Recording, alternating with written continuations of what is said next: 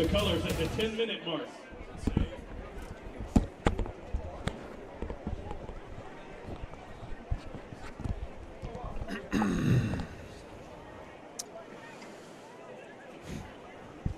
Rob, are you ready? 1, 2, 3, 4, 5, 6, 7, 8, 9, 10. Darren on play-by-play. 1, 2, 3, 4, 5, 6, 7, 8, 9, 10, 11, 12, 13.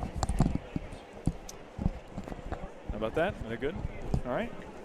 Reggie on red. Check 1, 2, 3, 4, 5, 6, 7, 8, 9, 10. 1, 2, 3, 4, 5. Check 1, 2. Check 1, 2, 3, 4, 5. I should have got a water. That I did not think about. I didn't get one either. I failed that miserably on that test. I didn't get one either. I just got like a warm-ish energy drink here. Yeah, well, at least you got something. Yeah. This you? Yeah, it's Cool. Leave it.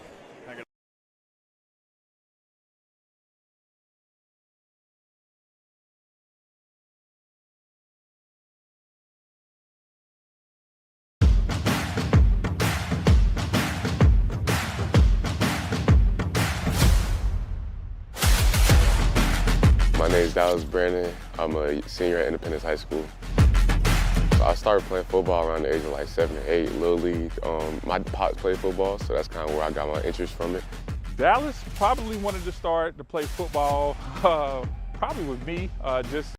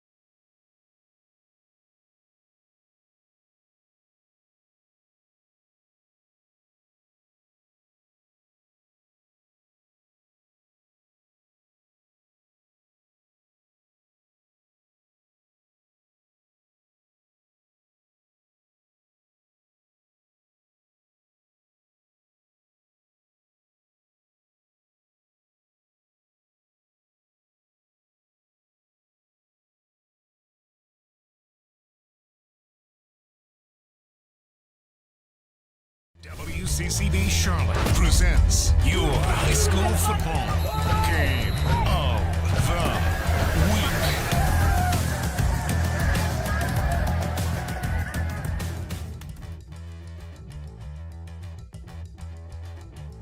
week. Game of the week from West Charlotte.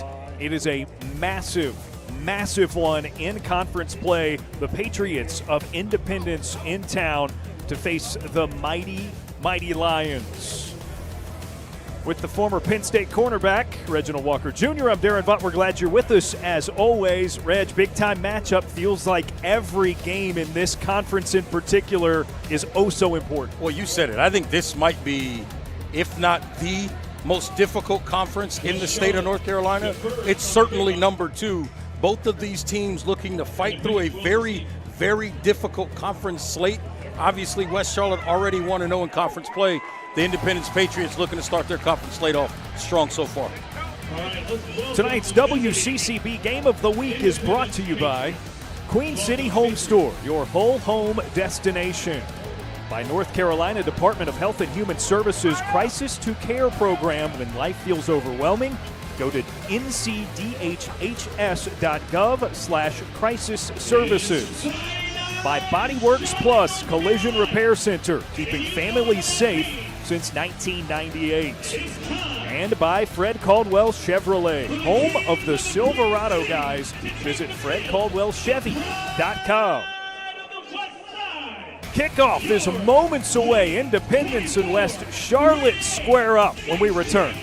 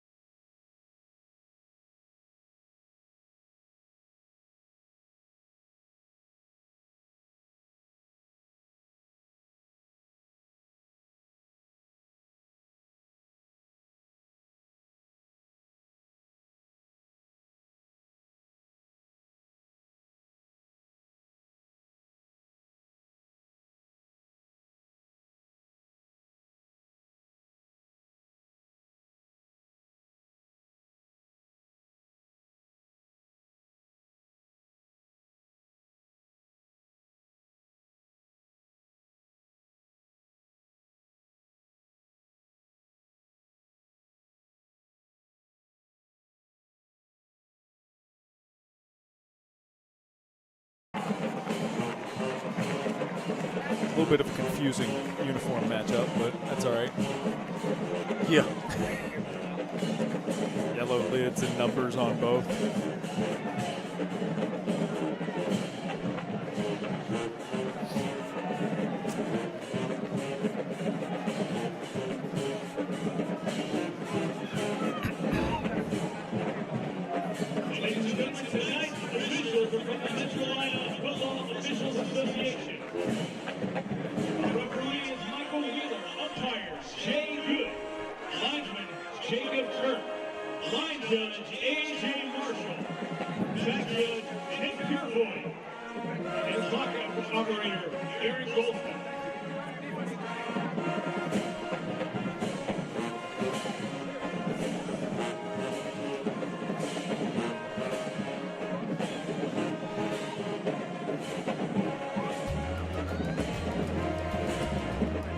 Almost that time for kickoff. Independence at West Charlotte on our game of the week. A big-time matchup with big-time conference implications.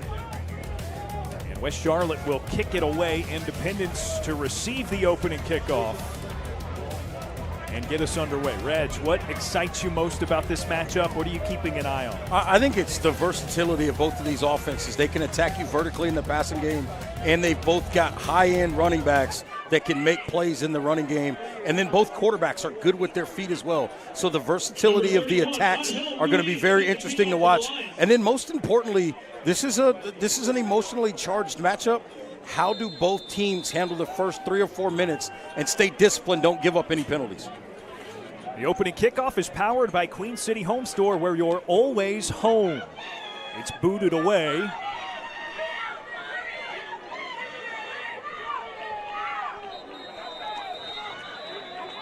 And good opening starting field position for the Patriots. Yeah, and that's going to be important in this game as well. Field position, both of these defenses can create negative plays and get you behind the chains. So if you get good field position, how do you capitalize in early down situations to set yourself up to make plays in second and third downs? So it starts at the 36 for Independence as they are led by starting quarterback Jared Street Jr., as well as number 2 in white. With him in the backfield, we're going to say his name a lot, Jaden Jones. Street to throw on the first play from scrimmage. Dumps it for a quick route, and it's a gain of a couple on the completion. I think they wanted to try to maybe get the ball down the field, maybe Zakai Milton up the right side or go out to the left side. Nothing there. Great coverage over the top by this West Charlotte Lions defense. Has to check it down. Prince Young on the reception, one of an array of wide receivers that Independence is going to look to. Street throwing on 2nd and 8, and it sails incomplete. He was looking for Prince again. Yeah, and the interesting thing there to start this game, Travis Hill in there at that running back position, not Jaden Jones. Obviously, they opened with 2 pass plays. Hill, a really good pass protector at that running back spot, so maybe that had something to do with the decision for him to start this possession. Looks like Street's going to be alone in the backfield here for 3rd and 8. Could be a tight end screen or tight end dump here to that left side. Here comes the pressure. Street rolls, throws, hit as he got rid of it. It's caught at the sideline. And he was in bounds. Reception for a first down. That is a great job by Street. He didn't panic, started to break down, just rolls out and puts that ball up the sideline. Just very well done. And Zakai Milton makes a nice play. Big time first down. It's 1st and 10 in West Charlotte territory. And the Lions call a timeout. So head coach Sam Greiner has to burn his first early here in the first half. And for the people at home, he's not calling a timeout to get a review and see if it gets overturned. There's no instant replay in high school football. So that is not what he's trying to do here. I think there was something he didn't like, maybe a blown assignment or something. They want to get that cleaned up early in this game. So Independence throwing right out of the gate, 3 plays in a row. And it works out pretty well for them to this point. I actually like the game plan. I think they're trying to see if they can get that secondary and those linebackers backed off just a little bit and then go to the running game. So this might be a situation where they're using the passing game to set up the running game.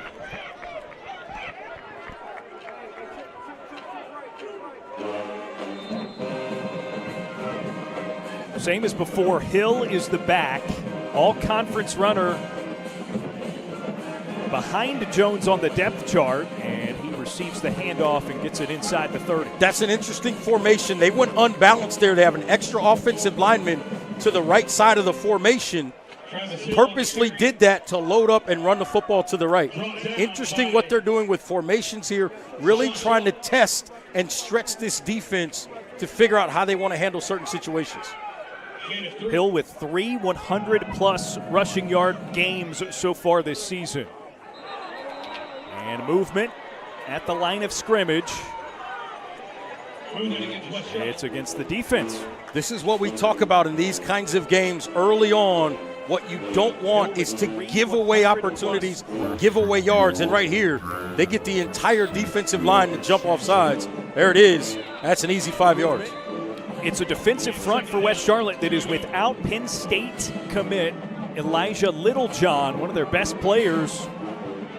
Hill on the carry gets across to the corner and is banged out of bounds by Ramaj Daniels, the junior cornerback for West Charlotte. This opening drive has turned out really nice for DJ McFadden Jr. and Independence. First couple of plays, incompletion, stuck with it. They get a big play down the sideline, and now they're in the red zone. In the red zone, and it's a Body Works plus first down for Independence. Another run, and tripped up inside the 10.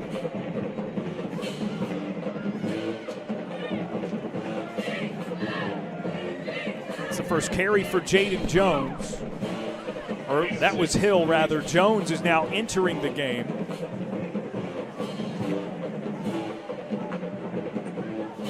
Gain of 6, 2nd and 4. Street hands it. Jones, this is his first carry, a stutter step, and works his way forward around about the 5-yard line. So that'll be enough for the first down. Goal to go for the Patriots. Really nice drive for the Patriots. They used the passing game early. Now they're going to the run game. Indy in the crisis to care red zone. Street out of the shotgun. Another give. Jones hits nearing the goal line, and he's brought down at the 1.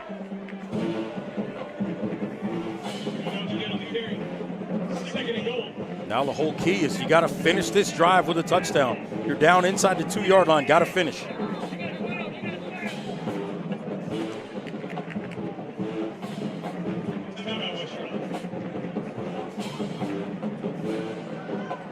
And another West Charlotte timeout is called. So that's 2 gone of Sam Griner's 3 on the opening series. Yeah, and he's not happy about something. I don't know if somebody was late from a personnel standpoint or there's a discipline issue. I'm not quite sure what it is.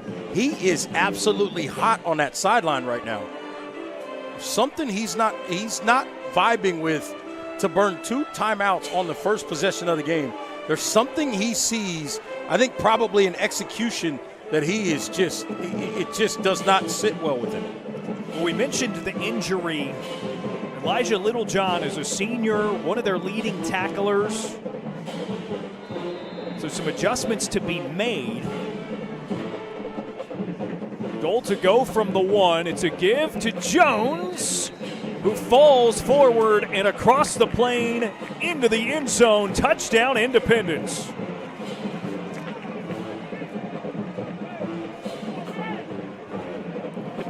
The 4th touchdown of the season for Jaden Jones. And this is pretty predictable. Once he came in the game, you knew he was going to get the football, and he does an excellent job working up inside, off to the left, and gets in the end zone.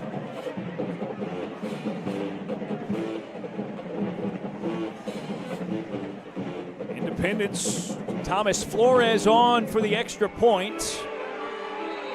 And he chips it through. Now 10 of 16 on PATs this year. It makes it 7-0. Patriots not quite 3 minutes into the game. That was an impressive opening drive. Yeah, it really was, considering the fact that the first 2 plays were incomplete passes. So right there, they're playing behind the chains, not in a great situation, but as we mentioned, had solid field position. DJ McFadden Jr. electing to trust his quarterback on a 3rd and long situation. They get the big completion down the sideline to Zakai Milton, and then the running game kicks in between Hill and Jones, and they finish the drive with a touchdown. And to do that, Reggie, this is the 3rd time this year, I believe, we're seeing West Charlotte, 2nd week in a row. That front 7 is a lot to handle as this kickoff is powered by Queen City Home Store, where you're always home. Let me correct you. The front 7's impossible to handle in a lot of scenarios. Man, they are really good. That time, I think the game plan, getting those guys maybe to spread out a little bit with the passing game early, created some opportunities.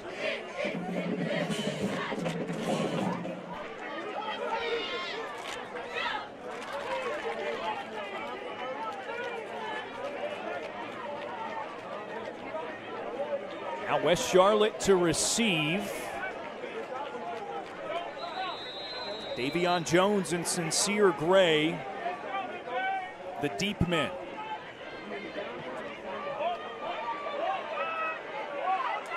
It goes to Jones. Quick move up the middle, but an open field tackle brings him down. Yeah, they tried to show a little bit of a potential for a reverse there. Didn't come to fruition. They just wanted to see how Indy reacted to it. No reaction. Great job staying in their lanes by the Patriots, and they get the tackle. Number 4, Dallas Brannon, the University of Virginia commit with the special teams tackle. He'll stay in. He's a big part of this Indy defense. Yeah, his ability to get guys lined up, communicate what they want to do defensively, will be something to keep an eye on throughout this game. So here comes the Lions offense for the first time.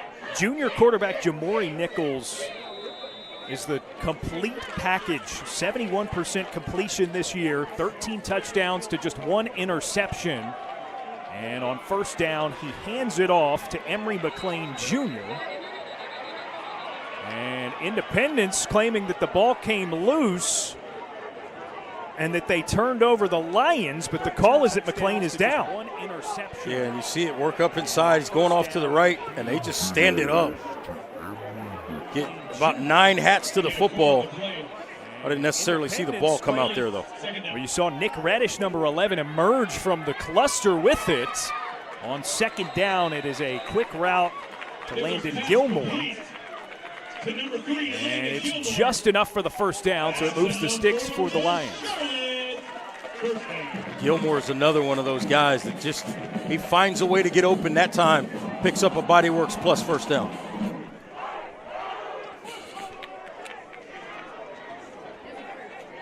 Up to the 33 for West Charlotte.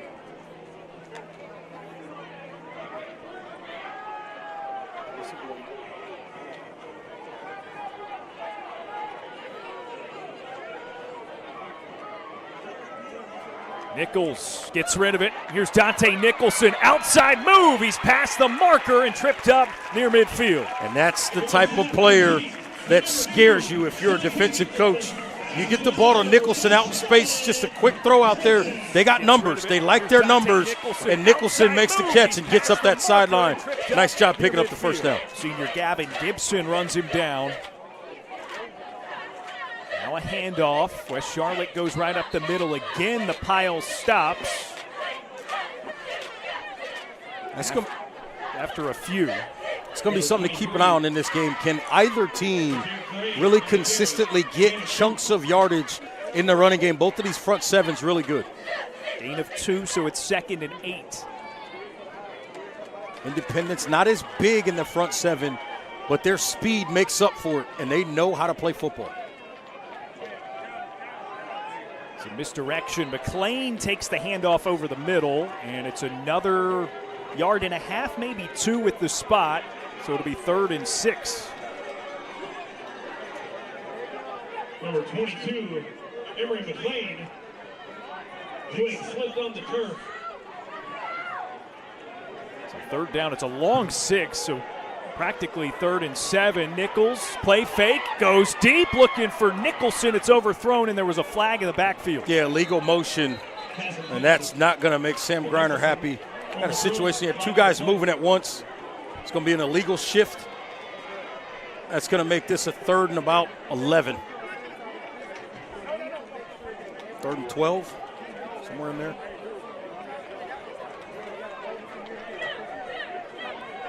And the penalty declined, so it's going to be 4th and 7.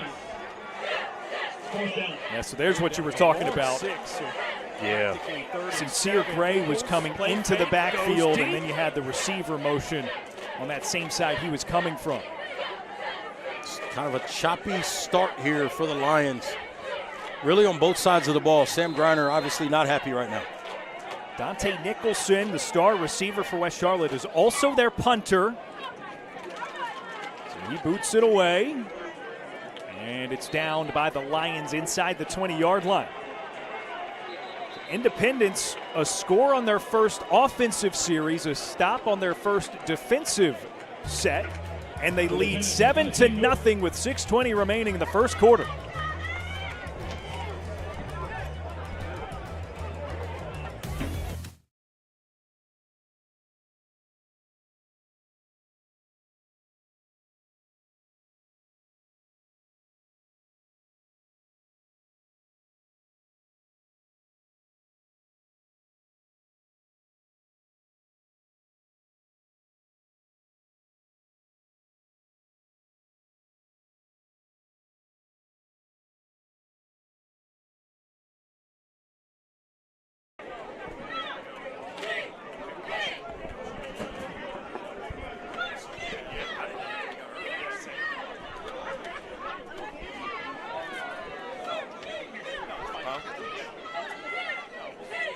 Oh no, we're fine. We can visual him.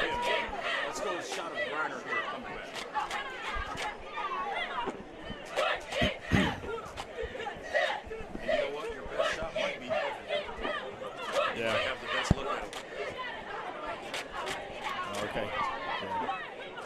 All good. He'll turn around and come back. He'll turn around and come back eventually, yeah.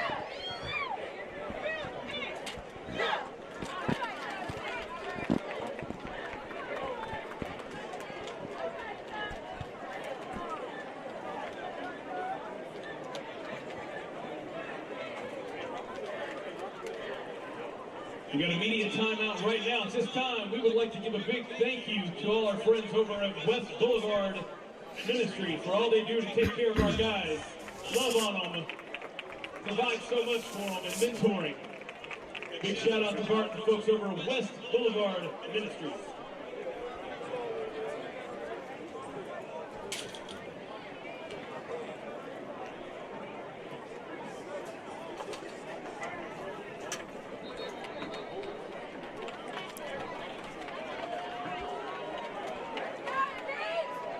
Seven 0 Independence, and West Charlotte under head coach Sam Greiner, you see there back out on defense. Yeah, and Coach Greiner is one of those details guys, little things guys. Not happy so far in this game with some of the little things, couple of penalties, really trying to get with his guys to get things cleaned up. 1st and 10 for Independence. They give it to Jaden Jones. Gain of a couple. 2nd down and 8 coming up. Greiner burned 2 timeouts. Yeah. The first time his team was out on defense ultimately led to an Independence touchdown. 2nd and 8. And the Patriots moving quickly here.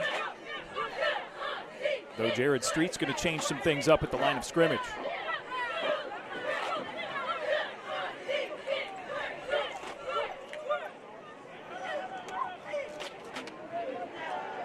Street to throw. Goes to his left and airs it long and incomplete. Yeah, I think he went the wrong way there. I think if he looks to the right, he's got Zakai Milton wide open. They bring a blitz off the edge there, and if you just look in that curl lane to the bottom of the screen, he's wide open to Milton. Instead, he looks to go left to the one-on-one situation, which is not a bad read, and he's unable to get it completed. But I thought maybe he missed an opportunity out to the right, throwing into the blitz there. It was intended for King Rhodes. 3rd and 8 now for Independence. They had 3rd and 8 on that opening drive with their first set of downs. Got a long completion to get it into West Charlotte territory. Street runs away from Sam Johnson. There comes a flag. He was held, and Street throws it away incomplete. Yeah, it looks like the Lions are going to get off the field here on 3rd down. Great job by Johnson with the penetration. Sam Johnson, 13 hurries on the season coming into this game. 13 hurries and about 1,200 headaches for quarterbacks. That time gets up the field, wins that battle. 8 tackles for loss. He's got 3 sacks as well. Just one of those guys that wreaks havoc at the line of scrimmage. And again, we mentioned the injury to Elijah Littlejohn. He shares that top rank, 13 hurries for Littlejohn too, so it's going to have to be Johnson.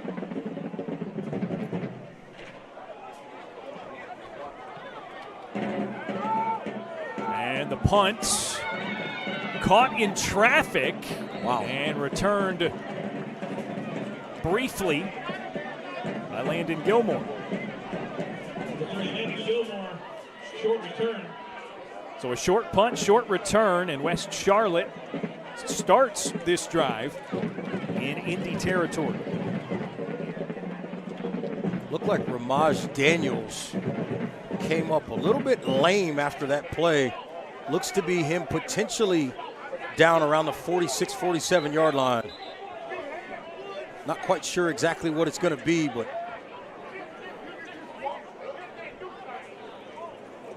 they'll get him checked out.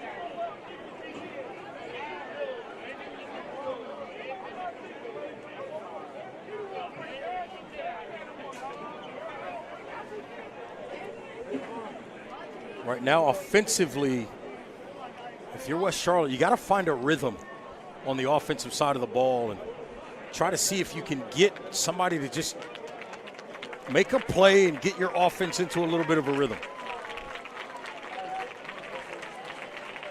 Lamont Daniels is the injured Lion.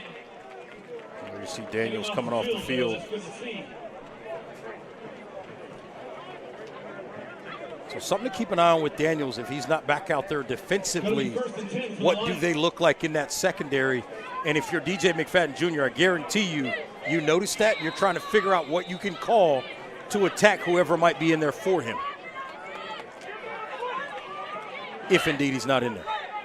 Quarterback Jamori Nichols. Yeah, they're going to get the left tackle, number 59. Maybe moving against the Lions. Let's start.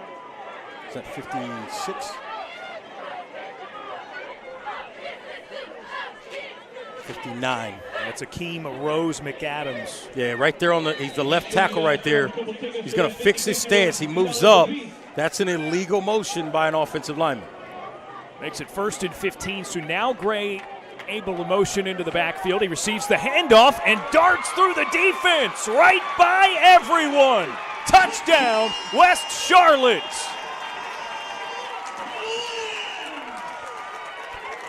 47 yards to the crib. Sincere Gray gets the Lions on the board. Yeah, it's just a great job. They're just working off the right-hand side. He gets a nice block, actually from Jordan Moore, the wide receiver. That's the block that springs it, and it's a walk-in touchdown. He had a 90-yard touchdown in their win a week ago. And Sincere Gray with an explosive play.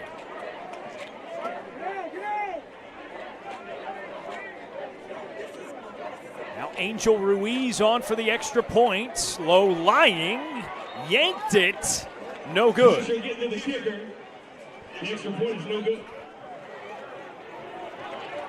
Looked like Indy had all kinds of pressure on that one. Yeah, it looked like there was a little bit of confusion in the protection before the snap here. The offensive line kind of turned around. They were a little confused. And then off that left side, all kinds of chaos there, but unable to get home. But the kick no good nonetheless. So now it's a 7-6 game.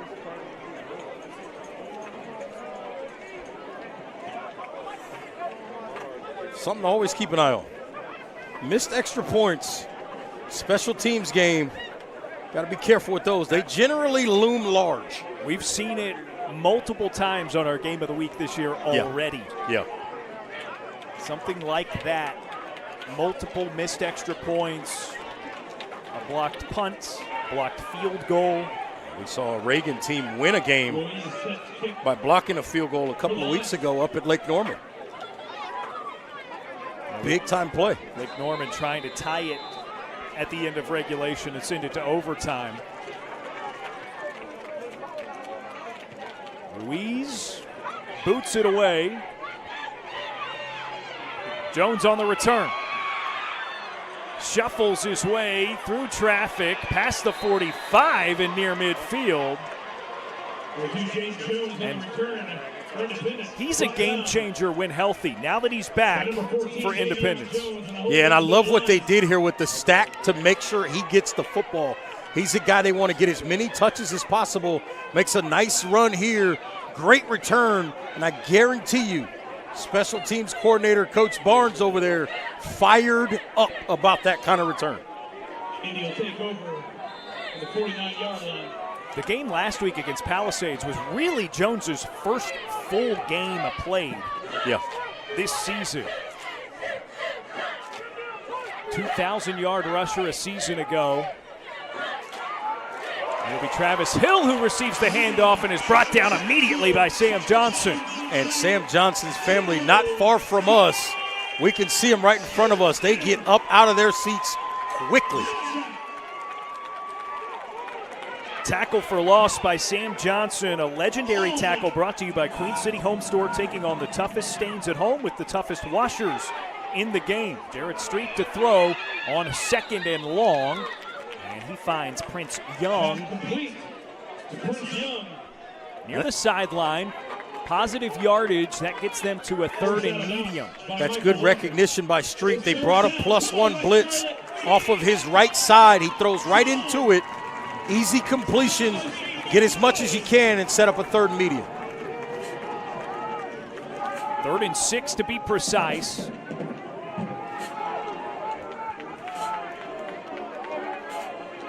Hill remains in as the back to quarterback Street's left. Street to throw. Johnson in there first. And Caden Smith wrapped him up and brought him down.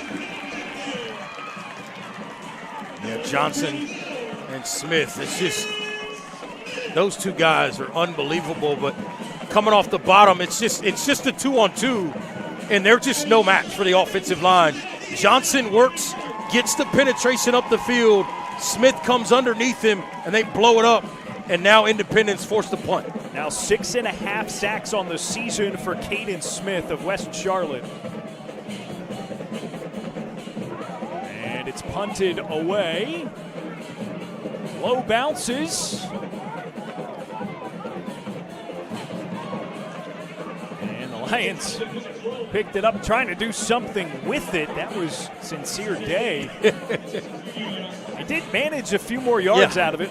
He wanted it outside the 10-yard line, not inside the 10, outside the 10.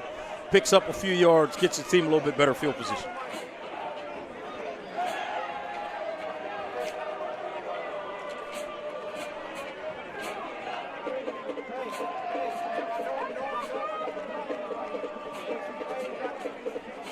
Solid couple of series by West Charlotte since the break, really. After a shaky start, down 7-0, they've got a chance to go the length of the field and take their first lead.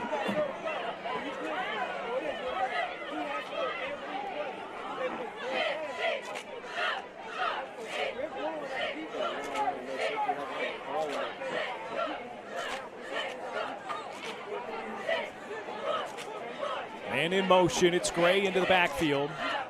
Nichols whips it to the sideline. It's caught for a 9 or 10-yard gain. Dante Nicholson. Yeah, they saw a one-on-one situation out there with Nicholson. Throw the football out there, give him an opportunity to make a guy miss, and then use that speed to create a big play. Second and 1.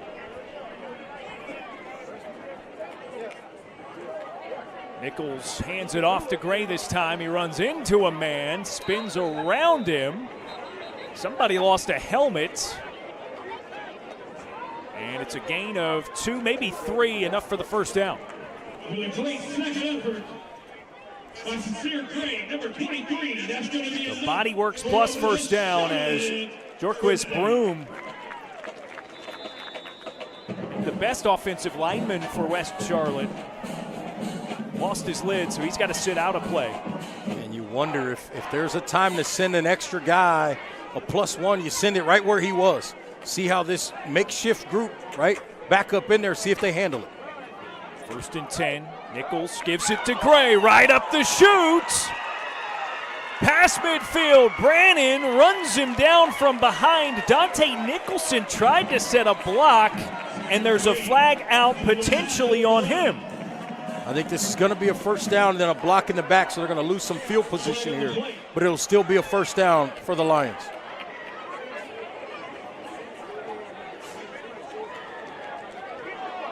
Oh, it's a hold on the offense.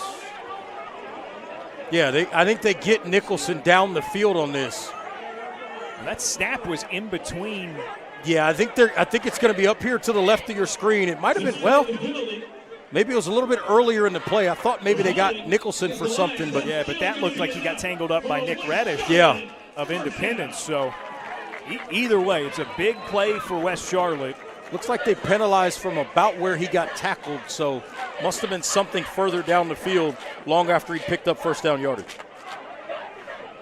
Interesting. First and 10 now. Gilmore in motion. Fake handoff. Nichols takes off with it himself, gets to the marker and steps out of bounds. Gain of 10 and another first down for West Charlotte. Yeah, I think he wanted Nicholson, but it looked like there was a little bit of I should say, of contact. I can't tell. Maybe that's Lyles over there at that cornerback spot, but he got physically involved, if you will, with Nicholson going up that right sideline, the far sideline from us, and the DB fell down, but it was right when Nichols had to tuck the football and get out of there, so he was unable to capitalize on it. Jamori Nichols, impressive as a passer, 54 rushing yards per game this season as well. Now he gives it to Emory McLean, who stumbles through the second level, finds some space, and is shot down to the ground inside the 15. The spot is at the 13. Yeah, this is just a nice job, well executed. He sees the cut to the right. It's very well done. Nice pickup. West Charlotte in the crisis to care red zone now with 1st and 10. McLean remains in the backfield.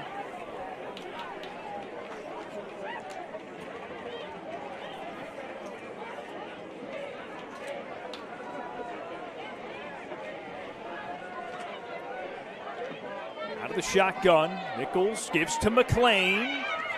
Over to the right, and he's brought down after a medium gain. We got a little extracurricular on the opposite sideline over there. Davion Jones, at the top of the screen. He's just doing a nice job trying to finish a block. And he and Eli Sellers getting after each other. It's all clean. It was just playing what they call through the whistle. I like that.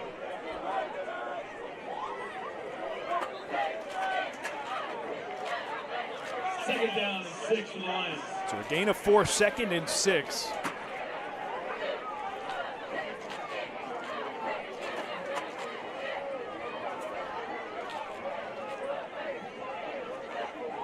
McLean in motion, play fake. Nichols escapes some initial trouble and throws it away.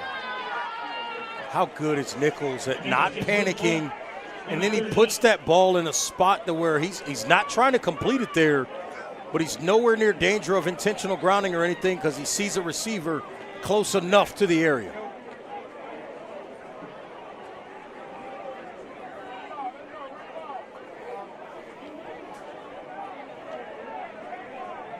Brings up a 3rd and 6 for West Charlotte.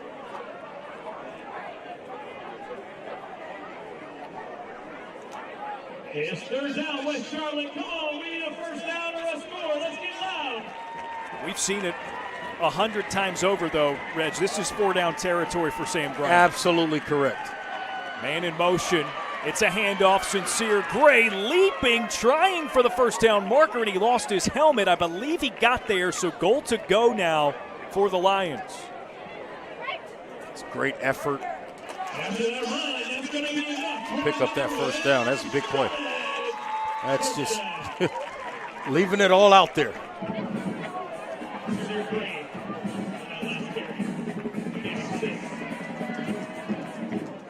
So the Lions are at the 3. They're going to tighten the formation here. And Nichols hesitates, ducks a couple of would-be tacklers, and takes it into the end zone himself. 8th rushing score of the season for West Charlotte's quarterback, Jamori Nichols.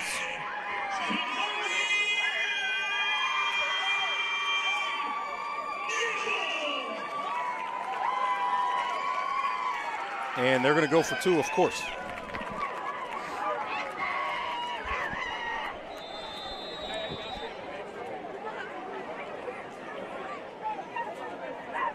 West Charlotte to go for 2.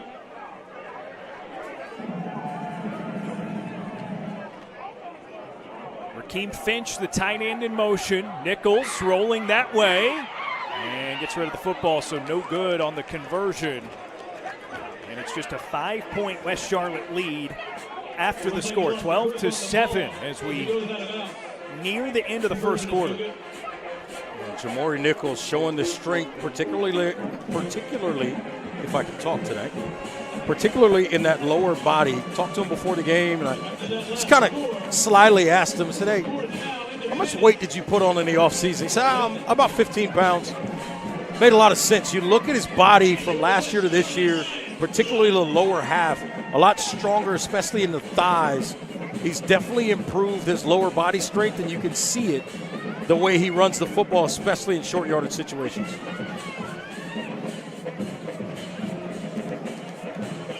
So consecutive scores for the Lions. And their kickoff is powered by Queen City Home Store, where you're always home. This is a critical drive coming up for Independence. You don't want to start falling multiple possessions behind this West Charlotte offense with the way they've had some success running the football so far in this game.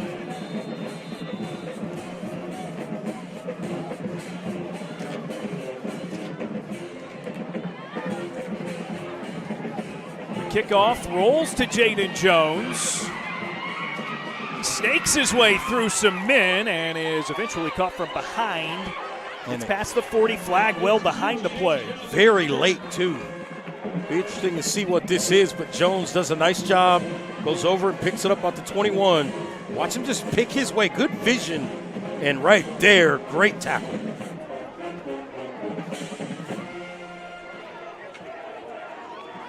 The tackle from behind was made by Sincere Day, number 7 of the Lions.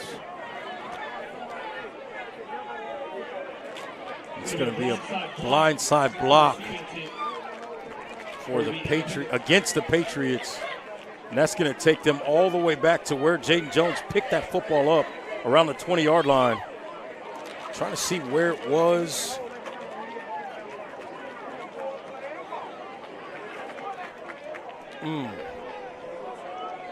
I didn't see it there, but maybe my eyes were in the wrong place. 1st and 10 for Independence with 15 seconds left in the quarter. Jared Street to throw. A rush, but he got rid of it quickly. And it gains a few, but a flag out in the backfield near where Street was brought down to the ground. And it is roughing the passer on West Charlotte. So Sam Johnson, who is in fact a nightmare for opposing quarterbacks, just hung around a little bit too long. Yeah, unfortunately he gets the penalty there. Not going to get credit for the pressure there.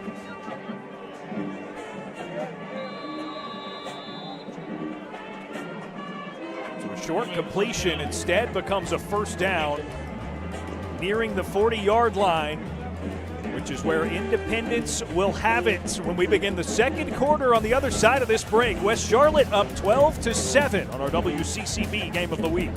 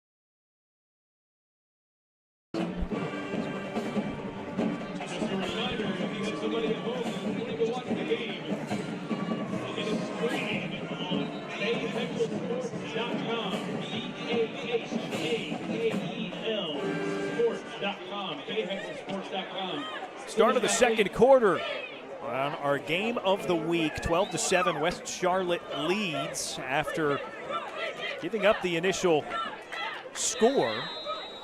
A couple consecutive touchdowns. And Independence back with it. Jared Street and company running the offense, and Street is run down and sacked. Caden Smith with his second of the game. Street's got to get that ball out. It looked like Ricky Myers Jr. was available right off the motion. As soon as you can, right now, just throw it to him right now, right at the top of the screen. He hesitates, and then there's the sack. Smith there first, big number 0, Sam Johnson on the follow-up, though he wasn't really needed. It's second down and a quarter mile. Big loss, 2nd and 20 now for Independence. Street looking to throw. On the run, he gets rid of it, and it's well out of bounds, incomplete.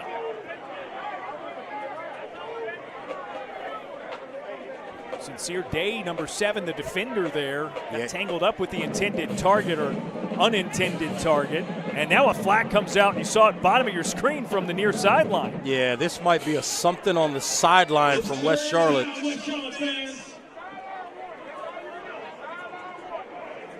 And this might be, if it's a warning, they'll be okay. But if this is an unsportsmanlike, it'll likely be a first down. And it is. Wow. Well, it's going to remain third down, but that is massive. All of a sudden, this is a very manageable 3rd and 5. And you saw bottom right of your screen, the official looked back to the sideline and then let the flag fly. I think he might have gotten the defensive coordinator on that. Maybe they wanted an offensive pass interference or something, not quite sure.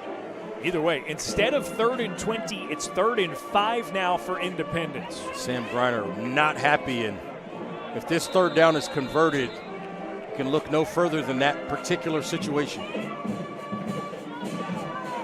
Street looks to the right, then left. He's being chased, throws, and overthrows, incomplete, 4th and 5. Yeah, that time he had the right idea, just got to put a little bit less heat on that ball. Throw it toward the sideline, let your guy make the catch, and he's right at the stick. That would be an easy first down in that scenario. McFadden waits a long time before he sends that punting unit out. And Ricky Myers he's over there talking to the officials. I think he feels like he might have been interfered with. Jared Street, the quarterback, is also punting for Independence. So again, they can kind of wait and see in a lot of cases. And Street boots it away. Here's the return for Sincere Day, trying to get to the outside, and he's wrangled at the 45. Street might have outkicked his coverage that time. It was a rocket. And this ball came off his foot and was low and moving fast. Nice return there. John Snipes, number 7 for Independence, with the tackle.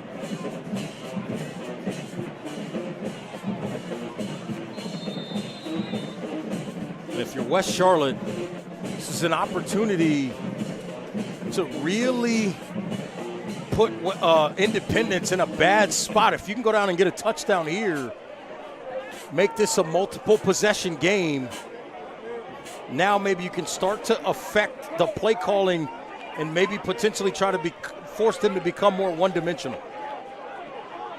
Jamil Watson motions into the backfield. Jamori Nichols taps it once and then gets rid of it to Dante Nicholson at the border. That's They're across midfield for a medium gain. That's great awareness by Nicholson. He's working at the bottom of the screen. He runs a little curl route and there's nothing there. He just keeps working back towards Nichols, back towards the football, and makes a nice catch because he's able to create space and make himself open and available to the quarterback. 6 yards on the pass, 2nd and 4 here for West Charlotte. Watson again in motion. This time he receives the handoff. First carry of the game for Jamil Watson, and he boulders his way to the 35, a first down and then some.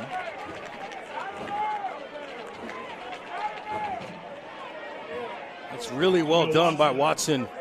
Nick Reddish came flying down the alley to make a play, and he just whiffed, unable to get Watson on the ground. Watson evades him, gets up the sideline, and that's a Bodyworks plus first down. We've mentioned Reddish, number 11 in white, a couple of times on the backside of that defense. Notre Dame commit. Second on the team in tackles this season, as well as solo tackles. Play fake, Nichols gives to Nicholson at the sideline, and he's pushed out of bounds, shy of the 30. So a few yards there, and it's 2nd and 7. But I like the patience. Jamori Nichols not forcing anything. He's taking what the defense gives him, taking efficient completions, and then letting his playmakers either make a play or they just line up for the next snap with better field position. It's a give to Emory McLean. Good blocking initially at the line of scrimmage, so he gives way to the secondary. Dallas Brandon actually coming up with the tackle from the linebacker spot. So a gain of 4, 3rd and 3 coming up. West Charlotte 1 for 2 on thirds so far. This is their shortest attempt. That offensive line has done a nice job in the running game so far against this Independence defense. Again, not the biggest defense, but they are fast, very high IQ players as well. Nichols keeps it, sidesteps a man to the backfield, stiff arms, and is brought down, but perhaps too far out of the bounds of play after that tackle. Brannon came flying in near the line of scrimmage. Yeah, Brannon lost a shoe in the process, but this is going to be a tack on here, and it'll push the ball all the way down inside the 20.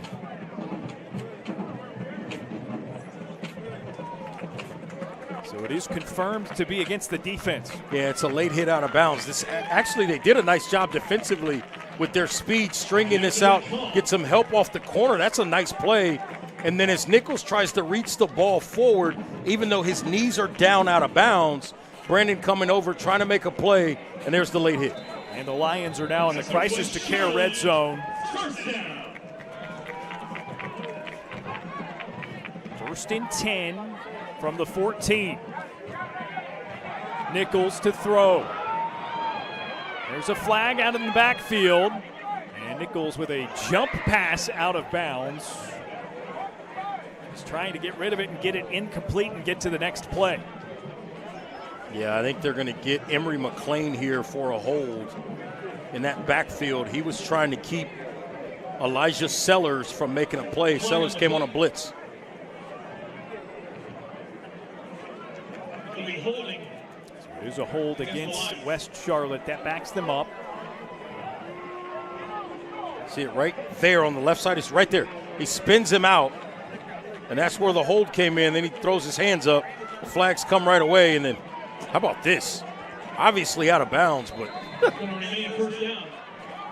Nichols tried to throw that thing away, nearly got picked off.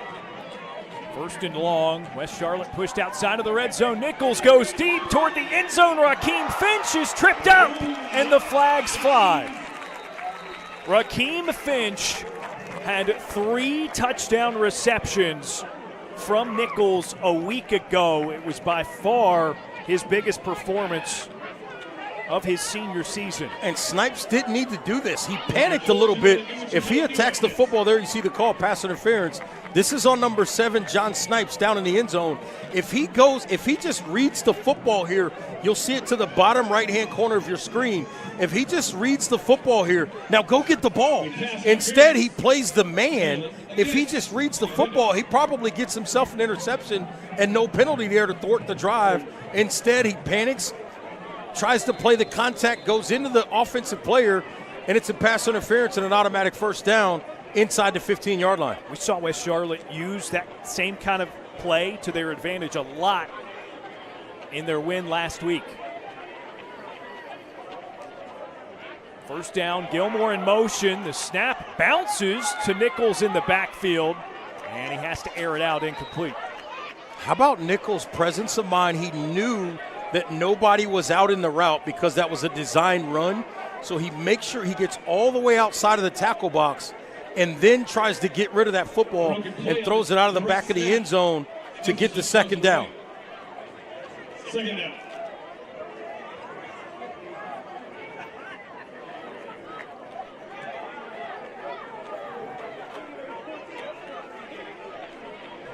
That was going to be a direct snap that time.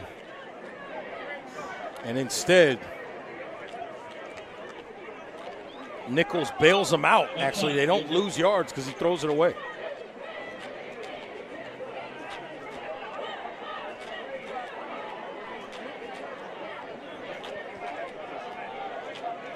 Second and 8 from the 12-yard line. That's Jamil Watson. Receives the handoff, furiously gets through some tacklers and is down near the 5. It looks like the spot might be at the 6, a yard or two short of the first. Jamil Watson on the carry. It's 3rd and 1. Come on, West Charlotte. Make some noise. Let's get it right here.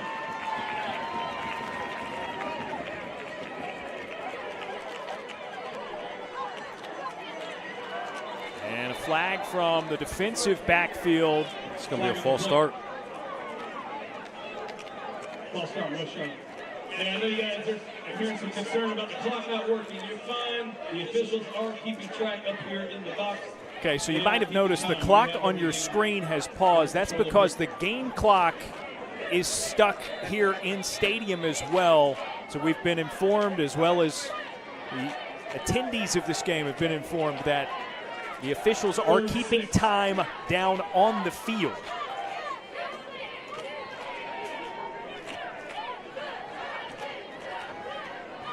So again, disregard the 9:21 you see on your screen. Time is being kept by the officials down on the field. 3rd and 8. Emory McLean receives the handoff and goes right up the middle. It'll come a yard or two short.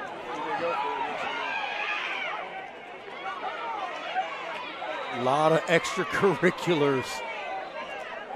That time, Davion Jones and John Snipes getting into it. And yeah, that was off the right of your screen. It looks like Emory McLean is still on the ground. Maybe an injury to him now, too. At this time, let's introduce our cheerleaders. Janelle Anthony. Nice show. So West Charlotte unable to convert the third. But it's deep enough by a long shot, really, into Patriots territory that we knew the Lions were going to go for it. yeah, the unfortunate injury just gives Sam Griner and his staff more time to decide exactly what they want to run here. And a good sign, McLean jogging to the sideline on his own. You see him bottom right of your screen there.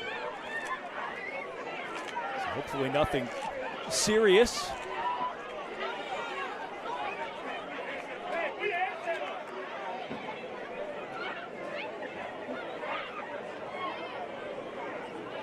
So West Charlotte here is inside the 10, but it's not goal to go. So they could not score, but still pick up a first down. They need 3 for the first. Janelle Anthony, Milan Cross, and I will get the rest after this play. From the 7-yard line. And a timeout called by West Charlotte. They had a man late to get into position. Jordan Moore, the wide receiver, came on right before the whistles. Raven Rouse, Madison Gay. Something to think about there. That's the third and final timeout of this first half. Yep, for West Charlotte. With some amount of time left. The clock did just switch from, it was stuck at 9 and change, and now it's changed a couple of times and is inside 8 minutes remaining. Again, hard to say if that is a sign of the clock working again, or maybe they're trying to get it working again, so we're not going to display that number just yet until we know.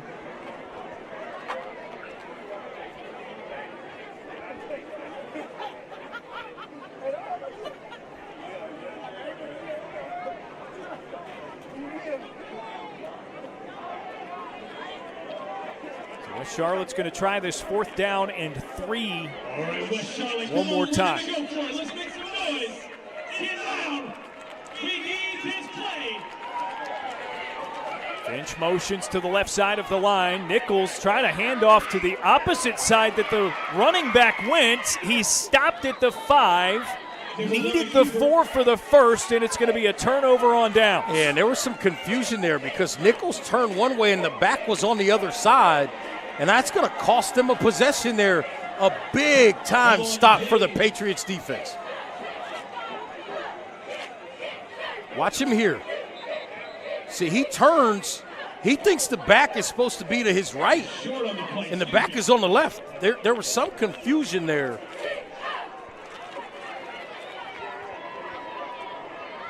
So a turnover on downs. And it's Independence to take over. First and 10. Gives it back to Independence.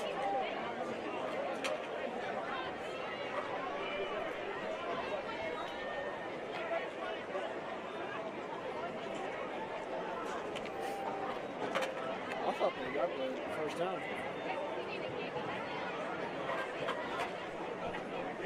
We'll step aside. 5-point game on our game of the week.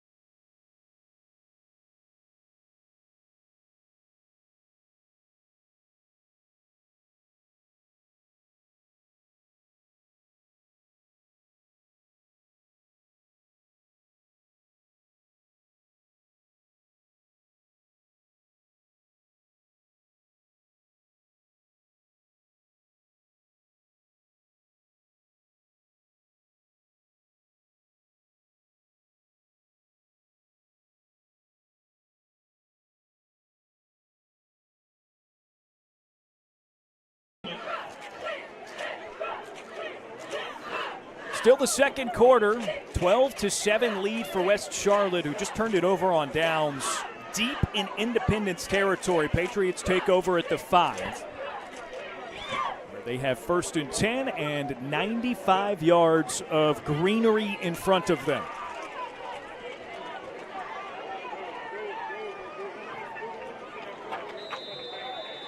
Quarterback Jared Street with Jaden Jones at his side. To give to Jones, and he's halted immediately for a loss of a couple yards. Yeah, Caden Smith came off that edge. That's a guy you might want to get under control. He comes off the edge unblocked, and that's going to be a recipe for a negative play. And that pins Independence back at their own 2-yard line. This is when it gets scary because West Charlotte, that defensive front lives in the backfields of the opposition. Street to throw out of his own end zone. Goes deep down the sideline, and they get a flag. He targeted King Rhodes the second. Oh, wrong, pointed the wrong way. And there it is, pass interference on the defense. Yeah, a lot of contact over there. See it at the far left-hand side of your screen. And Street's going there immediately. They just throw that ball up. There's a lot of contact. And that's a pass interference call. In some ways, Reggie, you can make that an intentional play call. Absolutely. Just to get out from your own end zone, and that's a lot easier in some cases than advancing it truly against this defense. Well, defensive backs are young. Young defensive backs panic. That's just part of it. And sometimes there's a panic when the ball goes up. That particular case, I thought it was played pretty well, but a little bit too much contact. Brings Indy up to the 17. So no real threat of a safety now. The referees are keeping track. Street with Hill to his left. Looking to throw. Dumps it down to Hill on a screen. He sidesteps a couple of guys. Gets past the 20. Gain of about 6. Number 44 puts a stick on him. Caden Smith, he was working a little stunt twist off the outside. He worked back to the inside. They throw the screen right over his head, right into the line stunt, and they get some positive yards there. I like the call. Good timing against that defensive call. Now it's 2nd and 4. Street rips it. On a little hitch to his right. And stoppage of forward motion gets a couple of yards.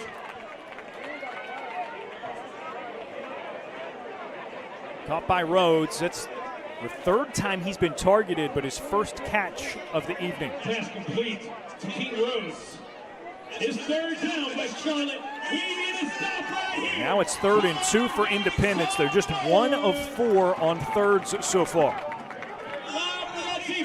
They converted on their first series, 3rd and 8, got it into West Charlotte territory, and that led them to their first and only touchdown of the night.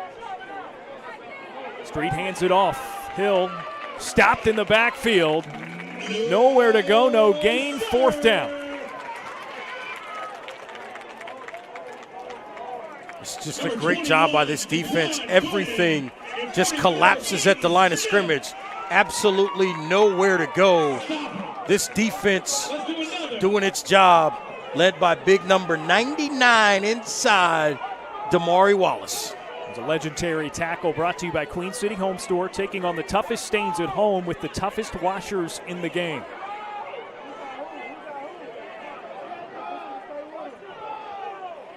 Prince Young motions to cozy up to the line of scrimmage. Yeah, and Street better look on his left side and understand that there is heavy pressure coming. He's got to get this ball out. And some movement defensively. Timeout, Independence. Those Lions watching the ball. Timeout, Independence. So this is a big snap coming up for the Patriots. They're going for it on 4th down.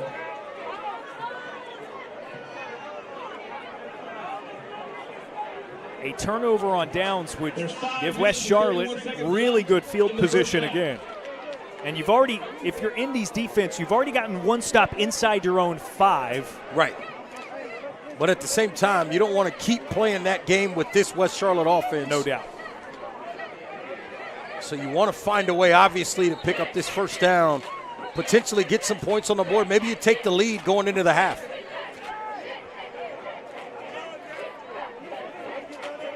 And again, the scoreboard clock here in stadium is not operating, not functioning correctly. So the reason you don't see a time indication is because the officials down on the field are keeping that.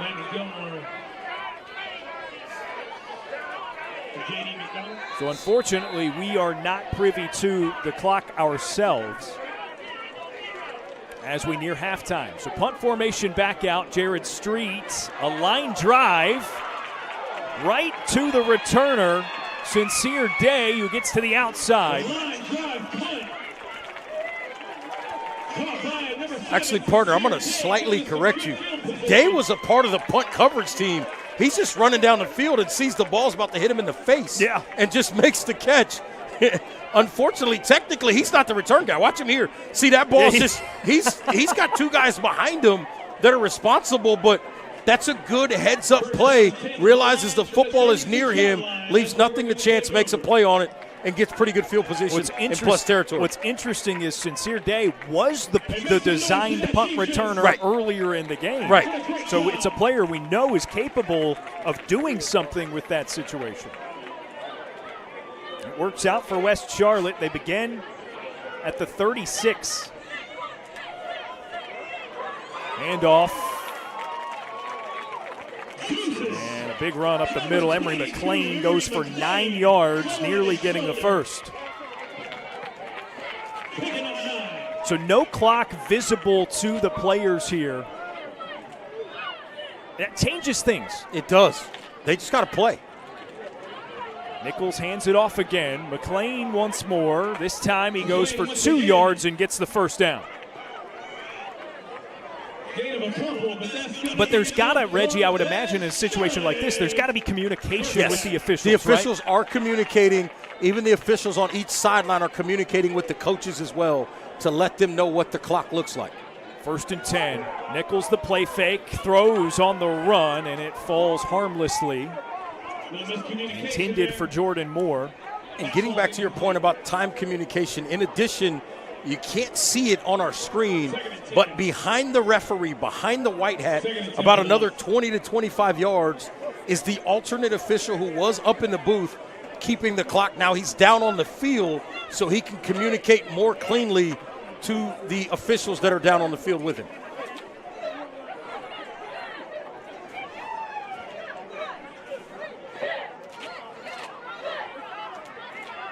Just more layers of what turns into a complicated mixture of things to concern yourself with if you're a coaching staff or Jamori Nichols here, who fakes the handoff to McLean, goes himself, gets to the line of scrimmage, and is ripped down to the ground. Probably should have handed that one off to McLean, hindsight 2020. It's easy for me to say that now, but you'll see it right here. There's the – see, he tried to read it, then he was going to throw it out there on the screen, and there was just too much traffic out there as well.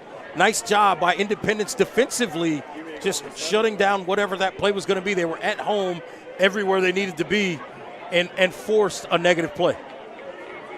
3rd and 11 for West Charlotte. They're 1 for 3 so far on 3rd down.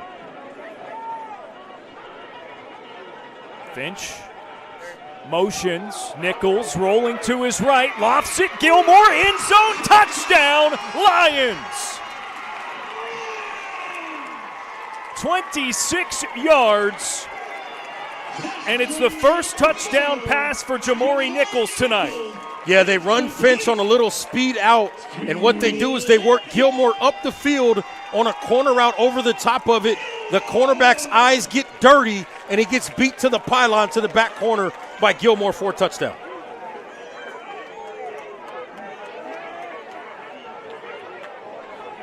That is the first score for either side in this second quarter.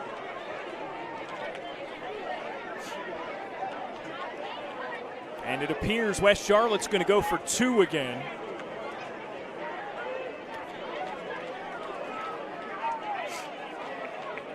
Yeah, 18-7 right now.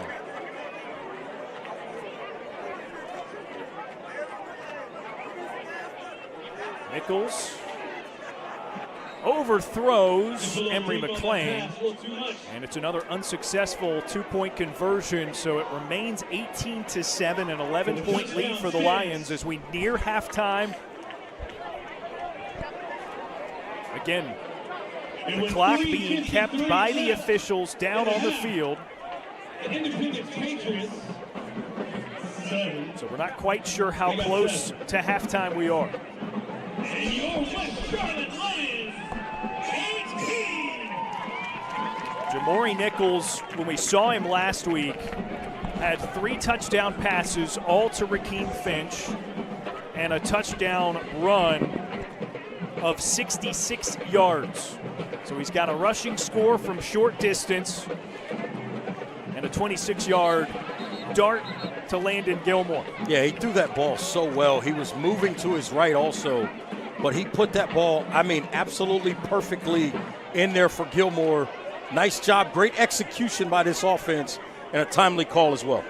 West Charlotte kicking off. It's powered by Queen City Home Store, where you're always home. So Independence, they know how much time they have. We unfortunately do not, and we're going to take cues from them. If they seem to be in a rush, we will assume they've been going hurry-up offensively, so it's got to look different than the standard hurry-up. But if they seem to be in a rush, we're going to assume the clock is winding down on them as we near halftime.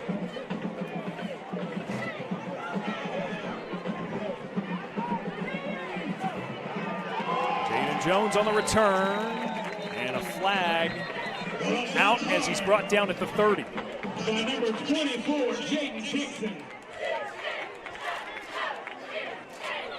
That was number 20, Christian Lyles on the return, excuse me.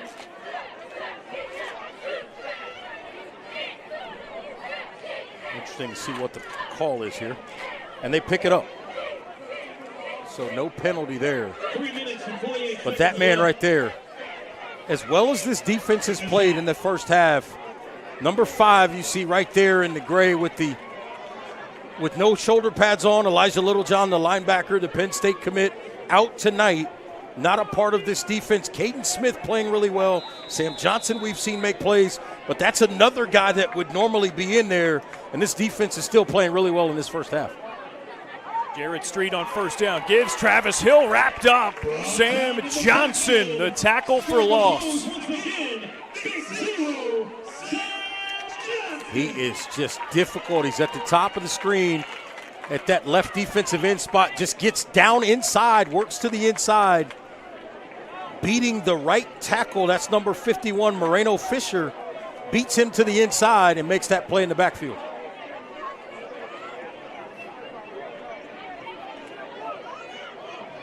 Street to pass, and it's stripped from behind.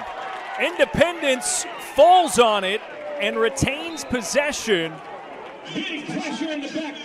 But it was forced loose by Jashawn Shaw of West Charlotte. That was nearly a huge turnover forced. Yeah, you see Shaw, he's just working off the right-hand side and just sees Street step up and swipes down with that arm, knocks that ball loose. A massive loss for Independence nonetheless. So they're back at their own 17-yard line. They've got to get it to the 39. It's 3rd and 22. They've got to be really careful not to make a critical mistake here or allow West Charlotte, if they end up punting, to get the ball in the end zone again before halftime. So it's a handoff. Travis Hill pushes ahead, shy of the 25. And now it's 4th and long. Gain of 7, it's 4th and 15. Now the positive for Independence with the extracurricular and all that right there, Sam Griner doesn't have any more timeouts. So he can't stop this clock to save time for his offense because he had to burn timeouts earlier in this first half. So that is a positive for the Patriots at this particular point. Landon Gilmore and J.D. McDonald back deep for the Lions.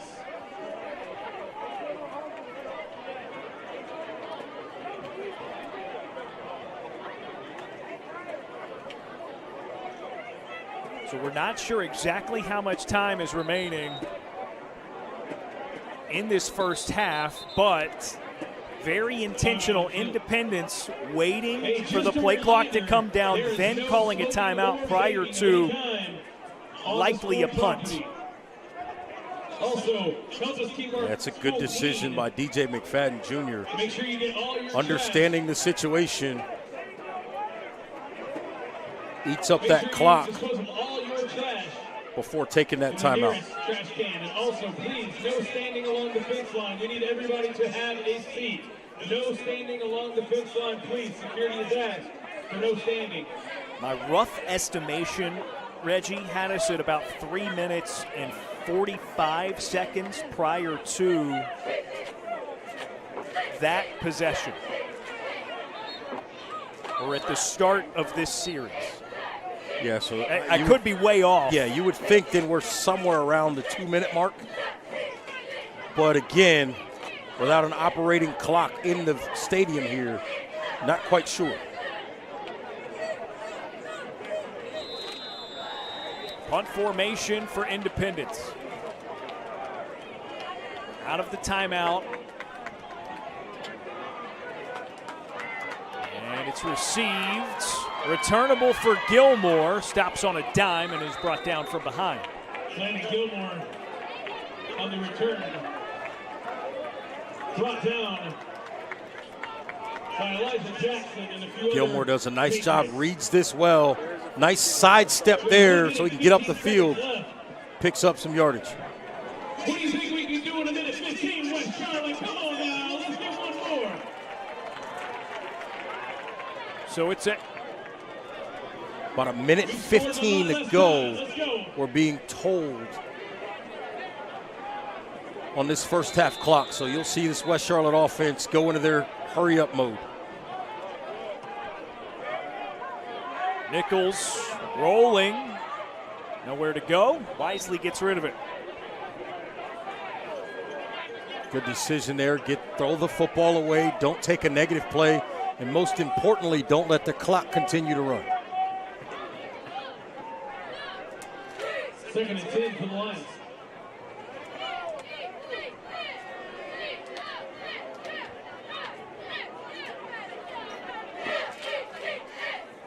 West Charlotte does get the kickoff to open up the second half of play.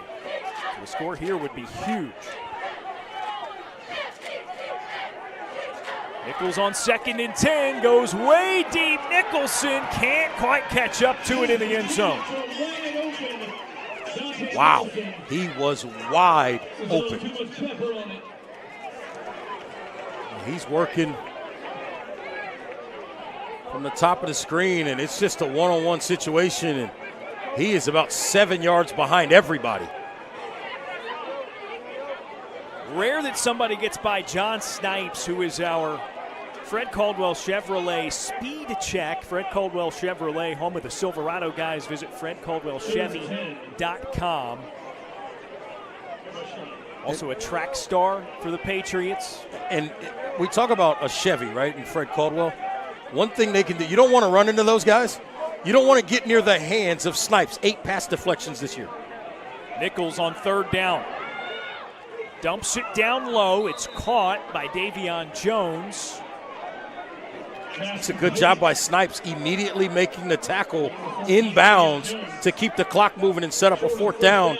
And this West Charlotte offense, they don't have time to really think about it because, again, it's 4th down and they have no timeouts. Gain of 6. So it's 4th and 4, but West Charlotte battling the game clock at this point. Nichols dropped back all the time in the world and incompletes it to turn it over on downs. The Patriots that time, they only rushed 3, and even of the 3, one of them was kind of just spying Nichols. So essentially they rushed 2. It'll be interesting to see, are they looking at maybe potentially an intentional grounding here, or was there something extracurricular after the play as these 2 officials talk?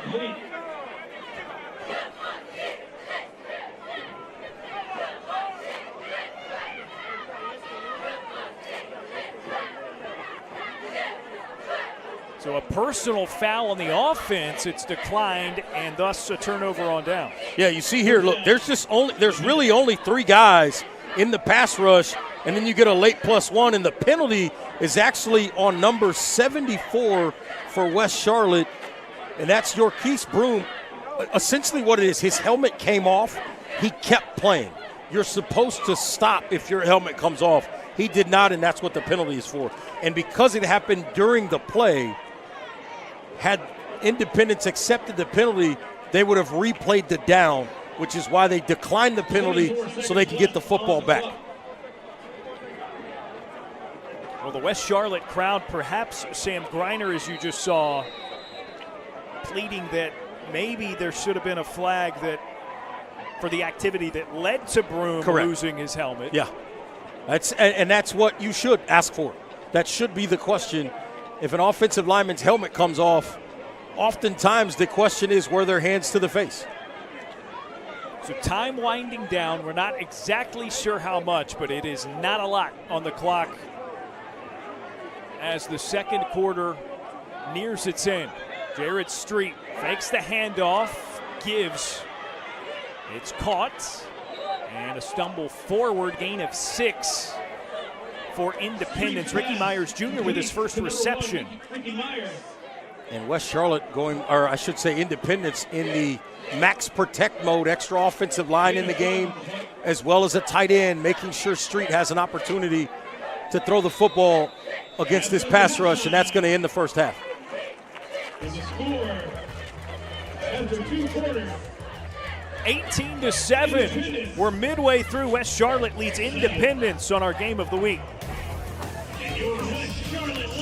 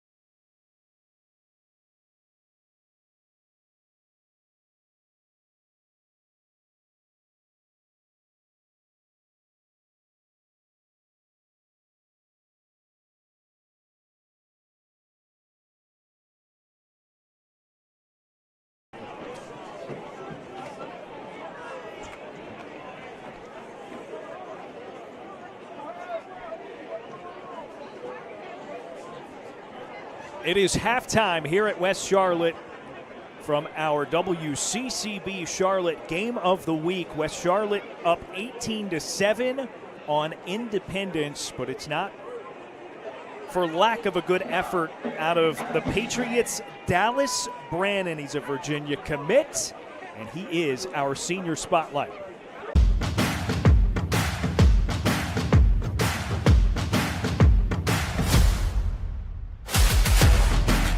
My name is Dallas Brandon. I'm a senior at Independence High School. So I started playing football around the age of like 7 or 8, Little League. My pops played football, so that's kind of where I got my interest from it. Dallas probably wanted to start to play football, probably with me. I'm a big football fan, so I like football on all levels. So I would say Dallas probably came interested in playing football probably around the age of 5 or 6. I was a little bigger, a little chunkier when I was younger, so I played like offensive lineman. As far as I growing out, I started getting taller, leaned out, and then the game started getting more fun when that happened. Getting to be a quarterback when I was younger, being a running back when I was younger, just getting the ball in my hands and just playing free. I mean, I feel like that's when the game's most pure.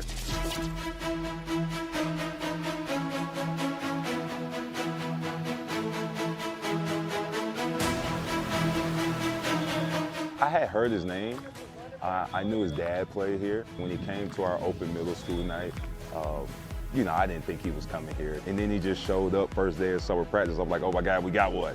And he's been great ever since, man. The first freshman year, we knew he was physical. First day we put on pass, so we're like, okay, this kid can help us out. Ever since then, man, he's just taken off like a rocket ship. He's gotten better each and every year. Check this out. Hey! Sanchez, are you ready? Sanchez, are you ready?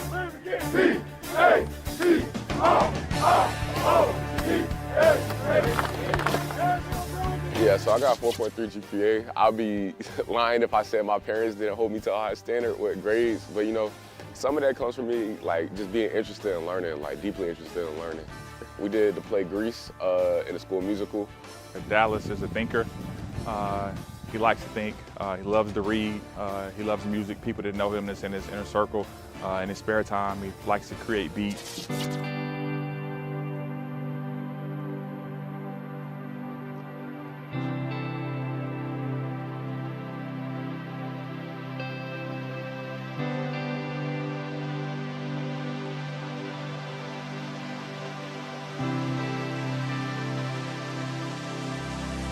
I think one thing I definitely overcame was, so I got sports asthma, so I definitely feel like I overcame that because like my freshman year, like I used to be gasping for breath, but you know, like I feel like I like to tell people I ran it out of me. Like, you know, I've been out here conditioning. I like to be in the front most times. I am in the front most times. I'll run extra, like outside of practice. We always talk about trying to reach your full potential, and I think that's what makes him so great. And I think that also rubs off on some of the other players around him. And greatness, I'm pretty sure if I go in his room, it's somewhere written probably 1,000 times. And he knows that once he writes it down, once he sees it, he also has to come over here and put in the hard work to try to obtain it as well. Because just saying it and writing it down is not enough. You actually got to walk it every day as well. Football to me is a brotherhood. That's why I love to play the sport. You know, a lot of these guys on the team, I went to middle school with some of these guys. They've been here since my freshman year. You can't beat playing with your best friends that you've been growing up with since you was 12, 13, 14. But just pushing each other for greatness every day, because we got that bond, we got that brotherhood, is something I really enjoy about playing the sport. So I'm committed to the University of Virginia, Charlottesville. So just knowing I can put on that uniform, go out there and ball out in front of a bunch of fans, you know, you can't beat that. That's the dream. That's for sure the dream.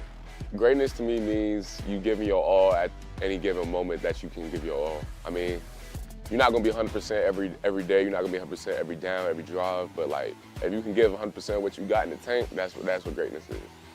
If you follow Charlotte football, you know what Dallas Brandon does on the field. I'm hoping this spotlight can kind of show who he is off the field. The kid's in theater, the kid's on the yearbook staff, the kid just went on a Dreammakers trip to DC. He has a 4.4 GPA. Dallas, senior season, baby. Hey, it's been a long road. You've done a great job here in Independence. Now it's time to seal the deal. I can't wait to see you play. Friday Night Lights is upon us, and I can't wait to see what you and your team are going to do this particular year. I'm rooting for you. I'm rooting for the Patriots. I'm rooting for Coach McFadden, man. This is going to be a great year. I think everybody on the team is committed to greatness, and I can't wait to see you as well as your teammates put on for the city. Big Eye, let's go. My name is Dallas Brandon, and this is my varsity spotlight.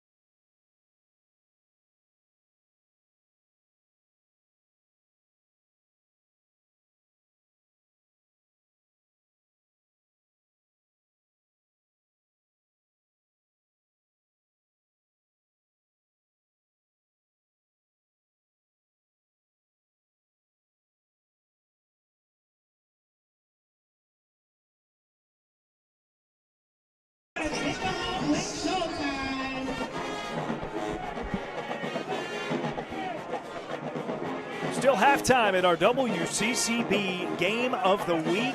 18-7 lead for West Charlotte, hosting the Patriots of Independence. Our WCCB Game of the Week is presented by Queen City Home Store, your whole home destination. By North Carolina Department of Health and Human Services Crisis to Care Program. When life feels overwhelming, go to ncdhhs.gov/crisis services. By Bodyworks Plus Collision Repair Center, keeping families safe since 1998. And by Fred Caldwell Chevrolet, home of the Silverado guys. Visit fredcaldwellchevy.com. When we return, the start of the second half of action at our WCCB Charlotte High School Football Game of the Week. Just an 11-point difference to this point between Indy and West Charlotte.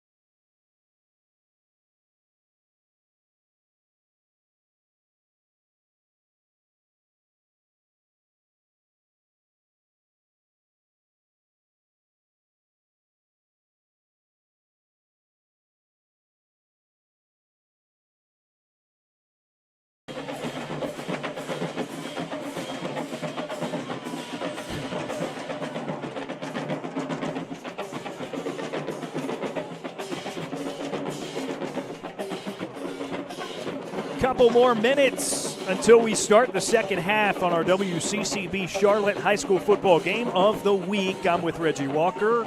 I'm Darren Vaught. We're glad you're here. West Charlotte 18, Independence 7 midway through. And Reggie, let's revisit how the points were scored so far in this one. It started with Independence, an impressive first drive, capped off by Jaden Jones and a touchdown run. Yeah, capped off by Jaden Jones. It was a big pass play on a 3rd and long that got them going offensively after their first couple of plays where they seemed to be out of sync, and this West Charlotte defense was going to be dominant. And then Sincere Gray shows that speed once again. We saw him break one big last week against Mallard Creek for 90-plus yards. This time he goes nearly 50, and all of a sudden that offense started rolling for the Lions. West Charlotte got it back, got near the goal line. Jamori Nichols with the 3-yard touchdown run, his 8th rushing score of the season.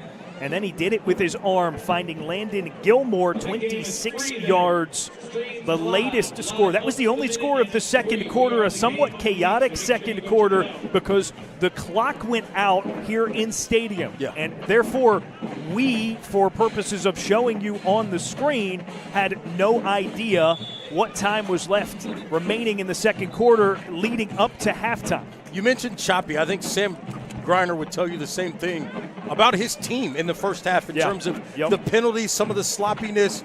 He wasn't happy, took a couple of early timeouts trying to get his guys going in the right direction, much better down the stretch of that first half. But early on, his team seemed to be a little bit kind of up and down, a little bit out of sync. They were able to get that lined up and figured out as the first half moved on. So West Charlotte had a few consecutive scores. Now leading by 11, they will receive the kick that begins the second half of action.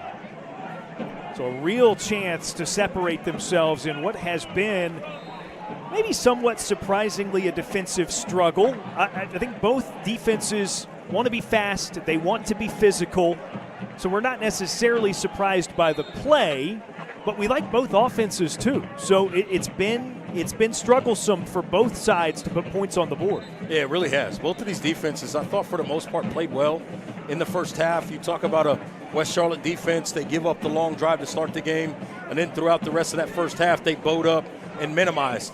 You talk about an Independence defense, really, aside from a couple of plays, right? You saw the Jamori Nichols long throw, the Gray big run, gave up a couple of explosive plays. Otherwise, they've done a nice job keeping this West Charlotte offense in check to an extent and making them earn everything they've gotten. And you say playing well, right? That's the one thing that's tough defensively. You can play well for 50 snaps, and then snap 51, somebody's in the wrong gap, somebody doesn't fit a run, it's a 60-yard run, and there's 7 points, and you go, well, maybe they didn't play that well. Actually, they did.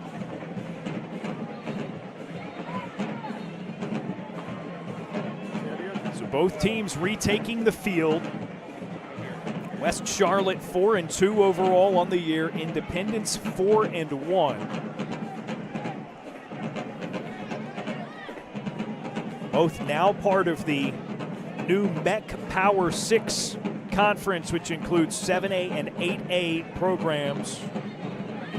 And it is a stacked league, to say the least. It's called the new Meck headache if you're one of these coaches, because every week you look up and somebody else that you got to play is absolutely loaded with talent.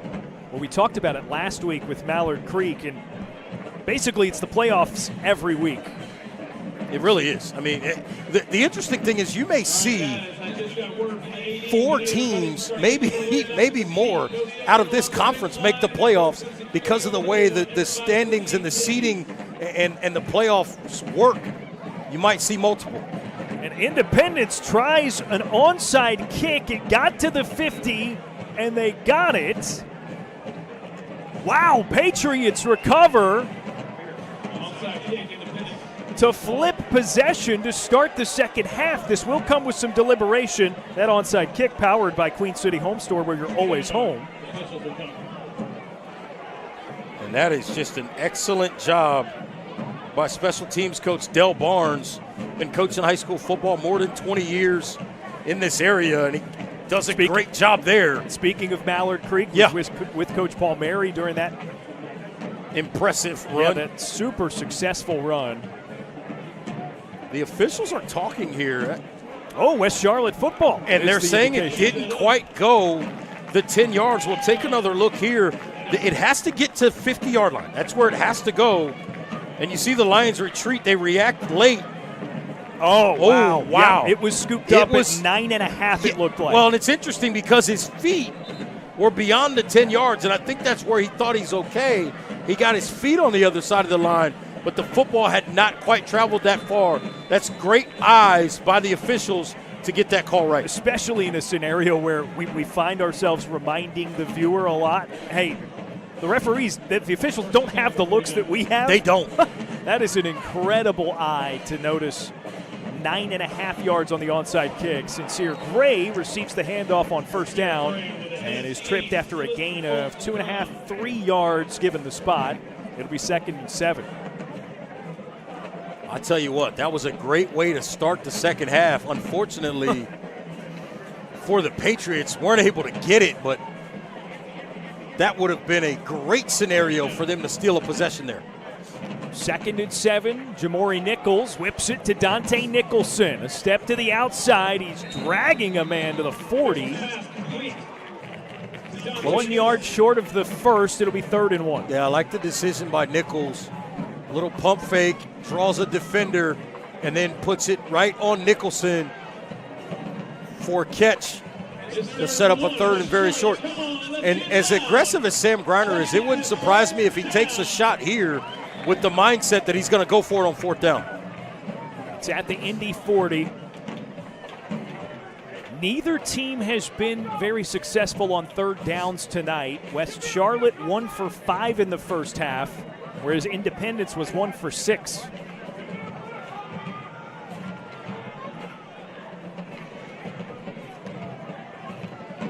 Nichols looking to throw, goes to Nicholson, wide open, sidesteps Nick Reddish, and he's into the end zone. There's the shot. West Charlotte scores. And it's Dante Nicholson on the receiving end. And we just talked about the aggressive nature of Sam Griner, and they look like it's going to be a screen. The defenders come up, and they just lose Nicholson up the sideline. He makes a nice catch, and he's stepping over lines for a touchdown. Well executed. Great call by this coaching staff of the Lions. 8th receiving score of the season for Dante Nicholson. 40 yards on the catch and score, and some impressive footwork on the way to the end zone. And a flag comes out on the extra point attempt. It's against the defense, so this is going to bring West Charlotte a little bit closer to the goal line. We've seen Sam Griner and company go for it in these situations.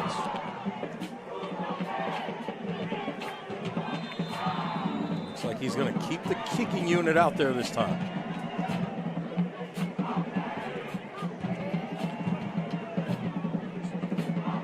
So he sticks with Angel Ruiz. Gilmore gets the hold down. Ruiz. And it's true.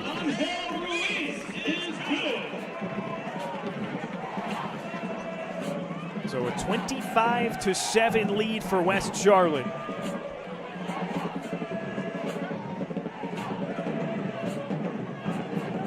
And all of a sudden, this game feels completely different. If you're the Independence Patriots right now, you're thinking we may be in a situation where our running game, which is a high-level aspect of our offense, is going to be somewhat neutralized because of how far back we're down and how far we're going to have to come in this second half. We might have to throw the football primarily on most downs. The upcoming kickoff is powered by Queen City Home Store, where you're always home. Ruiz will boot it away. Independence now with quite the climb if they want to get back into this one, the way West Charlotte's defense has buckled down since that first series for the Patriots. Jaden Jones on the return. Nobody near him yet. Up the sideline, and he's tripped up near midfield. The spot looks like it might be exactly at the 50. It's a big return. He does a nice job. He goes up the field first, and then he makes the cut to the outside to take away some of those lanes from the Lions, and he gets out near midfield. And, in fact, they've got him out at the 45.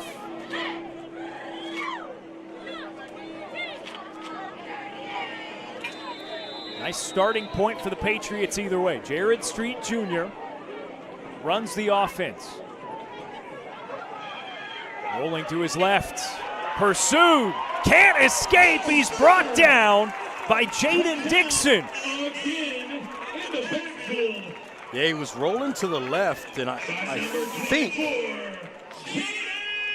that was, it was a great job by number 1, Michael Griffin Jr., I should say, pushing him back the other way, and then there you see they close it out with the sack. Very well done. Great job setting the edge.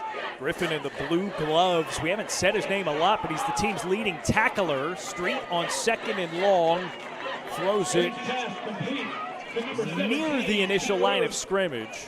And it's caught by King Rhodes. Yeah, Griffin Jr. laid a hit on Street again that Third play. down, still just a little short of the original. Street had to be helped up by a teammate. Griffin, an interception this season. That came last week in a pivotal moment against Mallard Creek. En route to a Lions win. Now 3rd and 12. Street pump fakes, runs, gets the line to gain, but a flag came out in the backfield well before that. Yeah, I think it's going to be a hold. He's coming back, yep. I thought Street did a nice job, excellent decision. He saw there was nothing there, protection was breaking down, tuck that football and run. All of this is the right thing, right? Like he sees it, nothing there, let's go, gets out of there, but unfortunately the hold is going to take away that first down scamper by the quarterback. So 3rd and 12 becomes 3rd and 22. Again, neither team successful really on 3rd downs in the first half. For Independence, they were 1 for 6.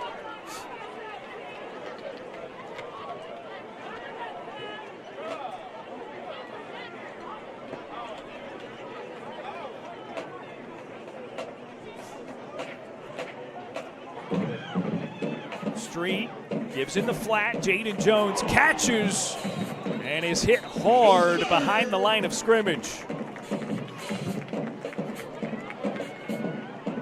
There's Jamil Watson, who we've seen have a couple of really nice carries offensively. Watson's playing really well. And once again, this defense is going to get off the field and give it back to this explosive Lions offense.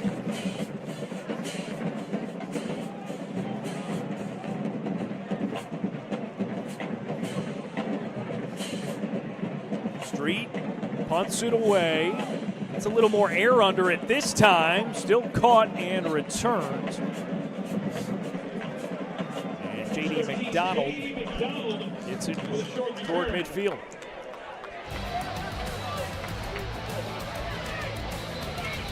We'll step aside. 8:23 to play in the 3rd. West Charlotte leads 25-7.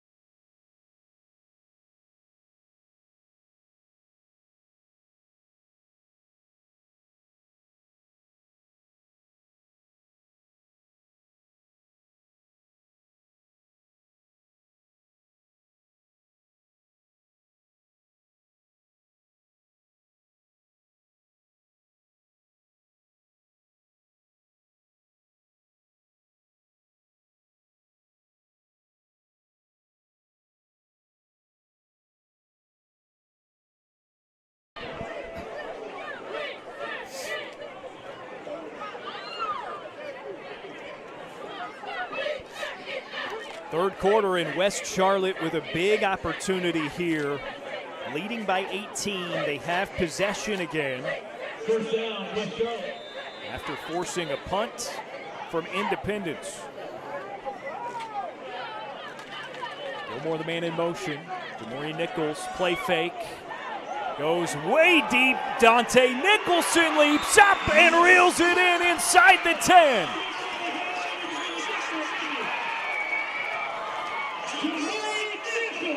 This ball is perfectly thrown by Jamori Nichols.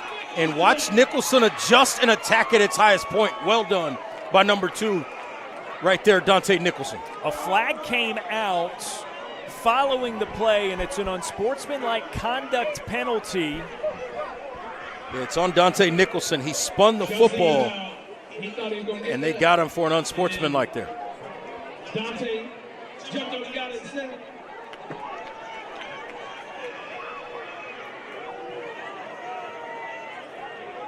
So instead of being inside the 10, now West Charlotte has it at the 22-yard line, or forgive me, the 21.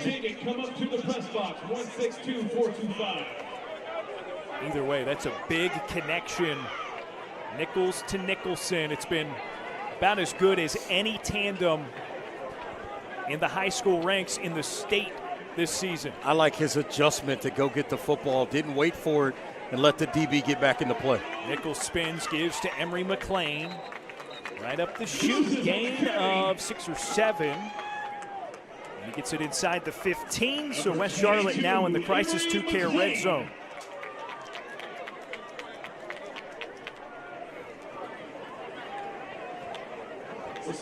And that's 7 yards on the carry. 2nd and 3 for the Lions. Both running backs in. Sincere Gray receives the handoff this time, slips through defenders, and makes his way to the 10-yard line. So that's enough for the first, and it'll be goal to go for West Charlotte. And this is where you start to look up and think danger zone. If you're a Patriots fan, if West Charlotte can punch it in here, all of a sudden you are in a sense of urgency that you did not want to be in midway through the third quarter of this game. Lions from the 9.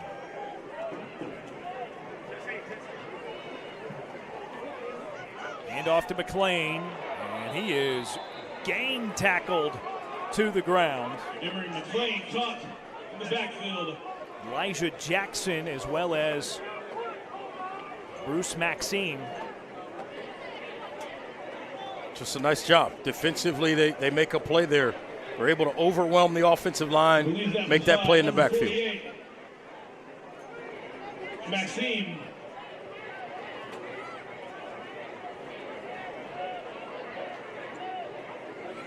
Independence has had a stand where they turned West Charlotte over on downs inside the 5 already in this game. That was earlier in the first half.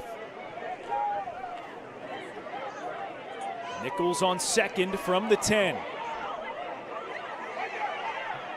Throws it away. How comfortable can you be as a head coach, because there's a flag down in the backfield, as a head coach to have a guy like Jamori Nichols at that quarterback position knows when not to make a mistake? Calls holding against West Charlotte. And it's a hold against West Charlotte. Yeah, that's one of the few things that stands out brightest about Nichols to me is his poise, his composure. We've seen him get rid of it, throw it away for an incomplete pass a lot. I think that's and I'm with you on that, I think that's a trait that stands out to me as well. The other trait I love about him, one of the other traits that I love about him, his ability to throw the football with accuracy on the move is uncanny. Haven't seen a guy really do that in this area at the high school level that consistent since Sam Howell at Sun Valley. Gray on the carry. Sincere Gray gets it back inside the 20. So it'll be 3rd and goal from a good distance here. It's going to be an illegal shift against the Lions. Flag on the play as well. And that goes against West Charlotte. It's declined, though. Well, the second of the two penalties looked like it was accepted. Yeah, I think you had the shift issue, but I think it was also an illegal formation initially. The offensive lineman, if you're the guard or the tackle, your head has to be at least at the waist of the center. Those two guys on the right side did not appear to be at that particular alignment, so that might have been the issue as well.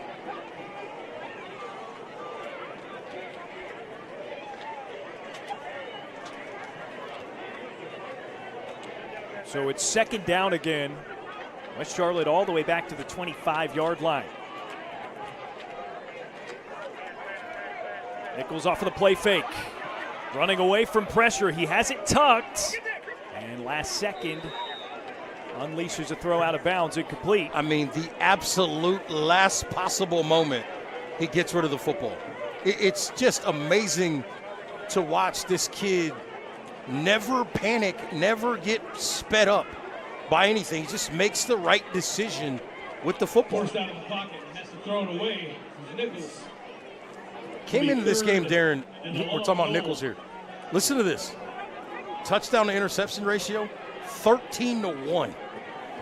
I'll take it.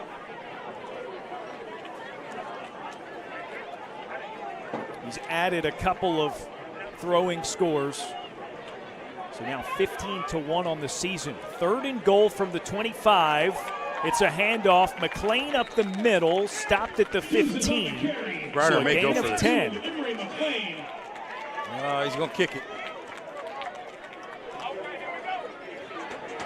So out comes the field goal unit. Angel Ruiz has not attempted a field goal all season. It's just not typically the style of this West Charlotte team. And so this is going to be set up for a 31-yard attempt. Gilmore's hold is down. Ruiz doesn't have quite enough on it. It might have been wide left as well, so no good.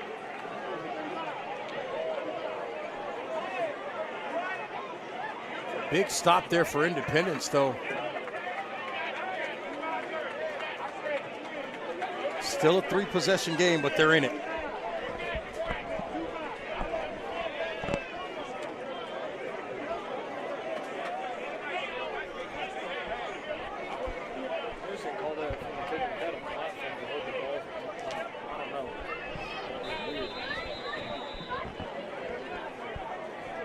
So the stop for Independence could be a big one.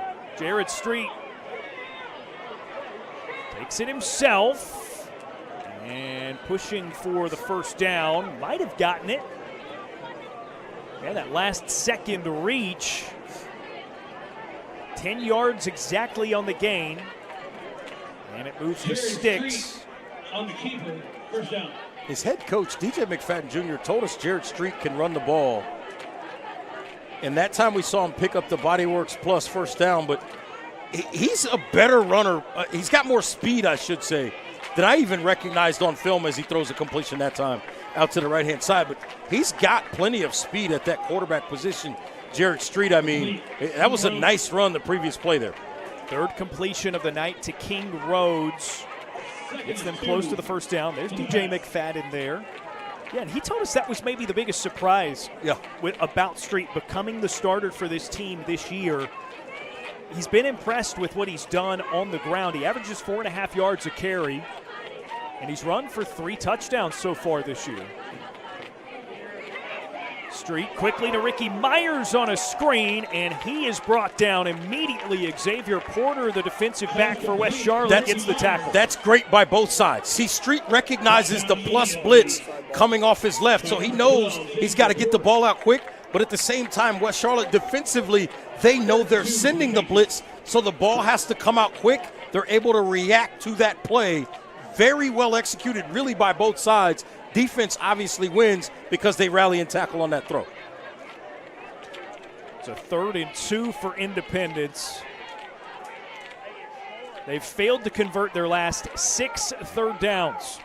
Street Throwing over the middle, it's tipped up and caught. Independence converts. Right place, right time for Jaden Jones. Jaden Jones going a little DB on us, tips and overthrows. He's able to grab it.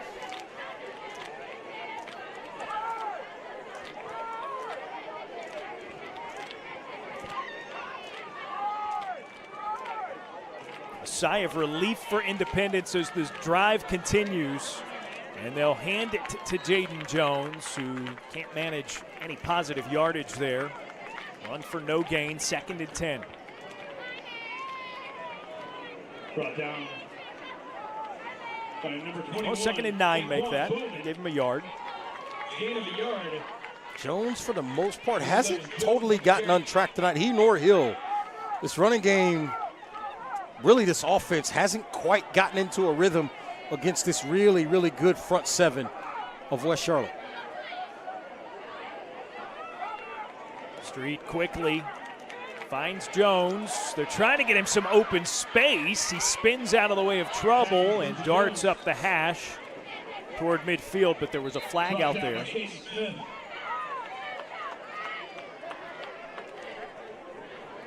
And it's a block in the back on Independence, so this will get brought back. It's been really tough for them to sustain a drive. See the offensive line still trying to get organized. And then as Jones starts working his way back to the middle of the field, trying to make a play, get a block for your guy, and there's a block in the back there.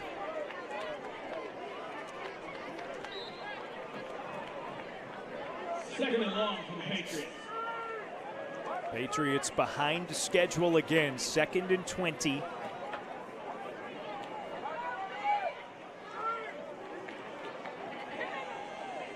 Street flushed out and incompletes it. Lots of pressure back there on Street. He throws it away. Street just really hasn't had a chance consistently tonight to be able to really stand back there and read this secondary and make a throw. This front seven has been all over him throughout the night. Hey, just a reminder, if you have that 50-50 ticket, you got to get it to us before the end of this game. After the game ends, it's not going to carry over to the next week. 3rd and 20. Another ticket, so let's do that. Street, a long drop back, airs it high into the air, and it's tipped away at the last moment. Sincere Day on the coverage prevents what could have been a long completion. Sincere Day, the action's top left of your screen. Sincere Day does an excellent job not panicking. You see him playing the football, and he reads it. Now, he's got the right hand out there to feel the receiver. That's not going to be anything that would be called. He's feeling the receiver, and he's reading the football, and then the left hand goes up and knocks it away as the ball comes in. That's well executed. Great technique by Day. Independence forced it to punt it away again. It's pulled in by the up man, and it's Sincere Day again. Sincere Day, the return brought down by Up to the 49-yard line. we can have a representative from the wrestling team. Somebody can go tell them we need another ticket. Bring another one up here. Let's do another drawing. Another short field here for Jamori Nichols and this Lions team. Nearing the end of the third quarter. Another ticket up here.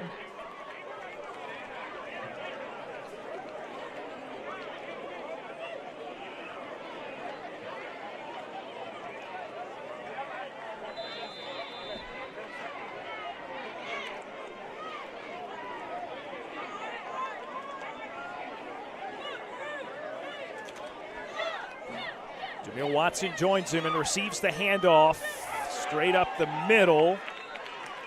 Wow, how did he get 6 yards on that carry? That was a physical run.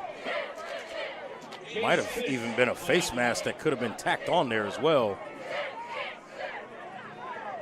Nice run. Sets up 2nd and medium. Spot gave him 7 yards. Now Watson, the lead block for Dante Nicholson. Receives it on the screen, gets the first down, and dives to the ground at the 35. Another body works plus first down for West Charlotte. Hey, make sure you are calling your ride. Get your ride here.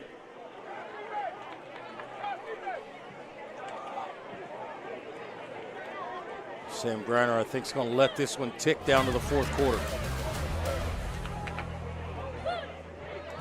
Yes, sir. Clock hits 0, and we've got 1 quarter remaining. West Charlotte surging again, up 25-7 on Independence.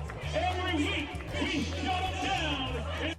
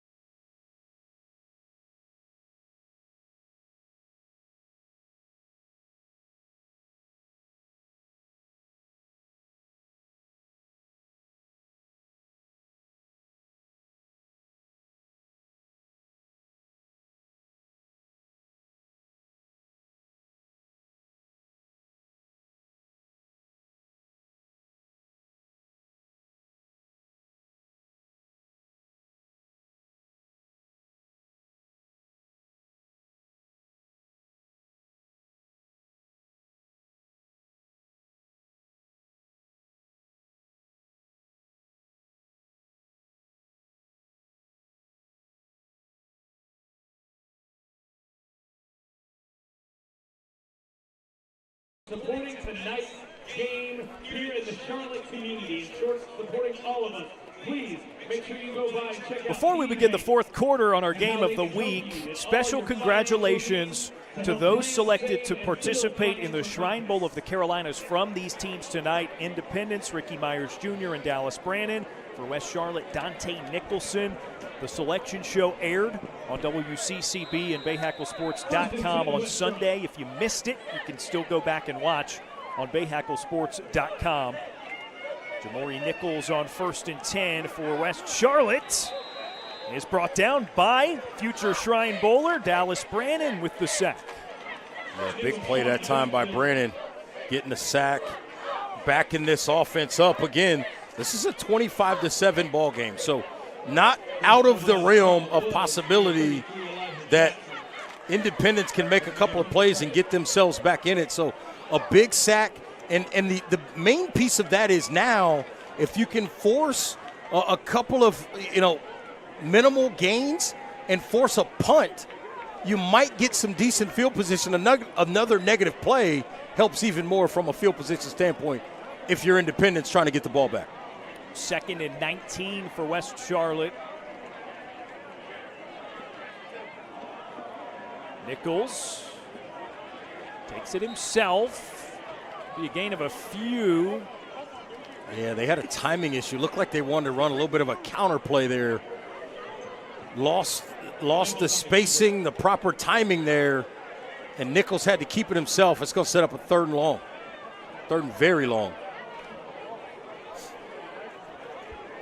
And now all of a sudden you see West Charlotte spending a little bit more time getting the play in, being a little bit more deliberate here in this fourth quarter with this lead.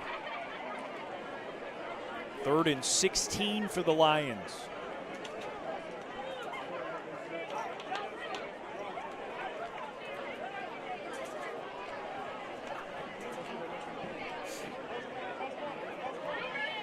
Finch split out wide in motion. Nichols goes over the middle. It's caught by Landon Gilmore, and he's wrapped up at the 30 and brought down. Gilmore pointing forward.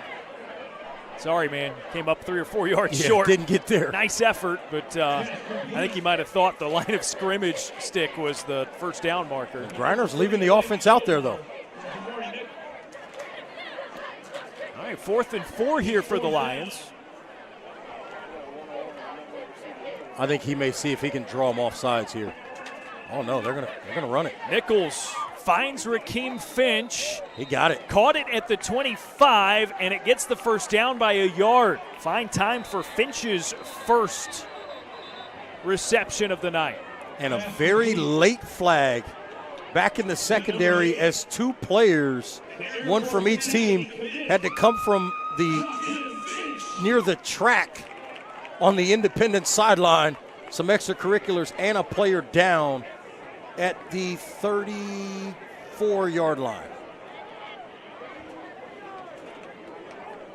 So a few things to sort through here.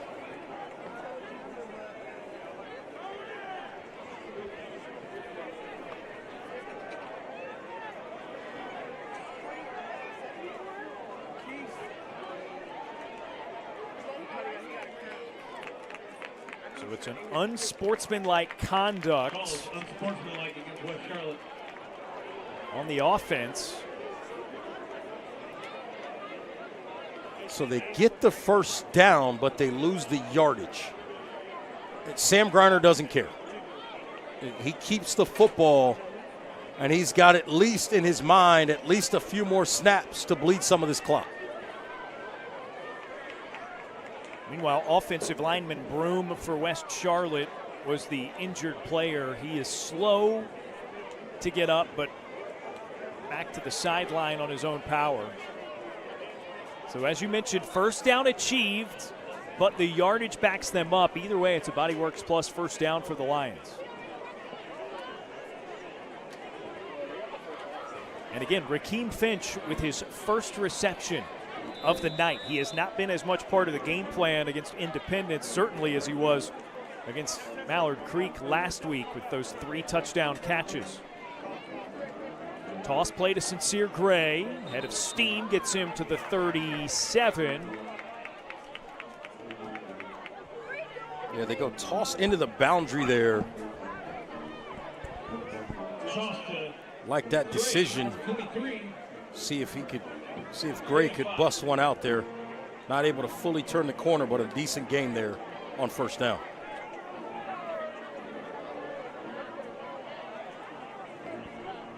Second and 6. Gray again. Wrangled for a loss of a yard. Dallas Brannon on the back end of it.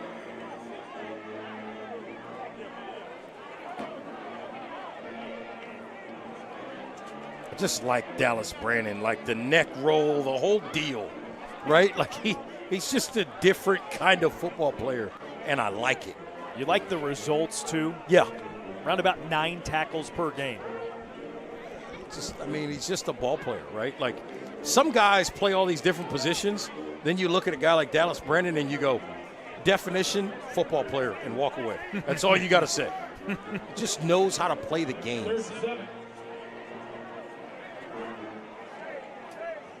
It's a 3rd and 7 for the Lions and a false start. It's going to be 3rd and 12.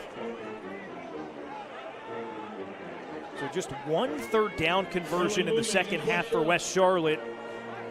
That was with 1 yard. That was all they needed. That's when they got the long touchdown pass to Gilmore. Since then, their third down attempts have been 25 yards, 16 yards, and now 12. And to be honest, if you're Sam Griner right now, you're extremely frustrated at your team's inability to deliver the big blow to put this game away. You're up 25-7. The opportunities are there, but just continue to kind of, whether it's penalties, execution issues, just not quite as sharp as he'd like to be. So West Charlotte, how about this, Reg? 1 for 3 this half on third downs. 1 for 5 in the first half. So that's what, 2 for 8? 2 for 8. Last week, despite a big victory over Mallard Creek, not great on third downs either. 4 of 13 overall. Yeah, and usually the issue they have when they even end up in third down, it's usually a situation where there was an execution error on first or second down or a penalty. So these are generally self-inflicted things for this offense. I do think we talked about it a lot tonight. In a lot of cases, their coaching staff is thinking, okay, we're going to go for it on fourth down if we don't get it here. Right. So you kind of have to take those numbers when it comes to West Charlotte stylistically with a grain of salt. Also, commend them for having the success that they've had 2 weeks in a row without executing as well on third. Especially in plus territory because they're not a field goal kicking team. So usually they're looking to turn those into fourth down conversions and then touchdowns as Nichols gets back to the line of scrimmage there and basically nothing more.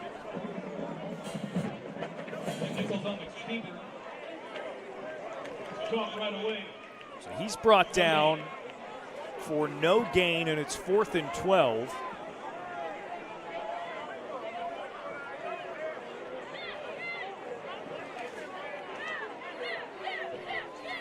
And now Nicholson will look to punt it away. Jaden Jones is the return man for Independence.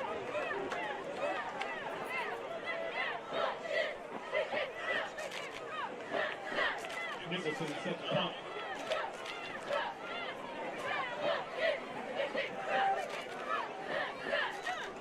Jaden Jones back deep to the Patriots.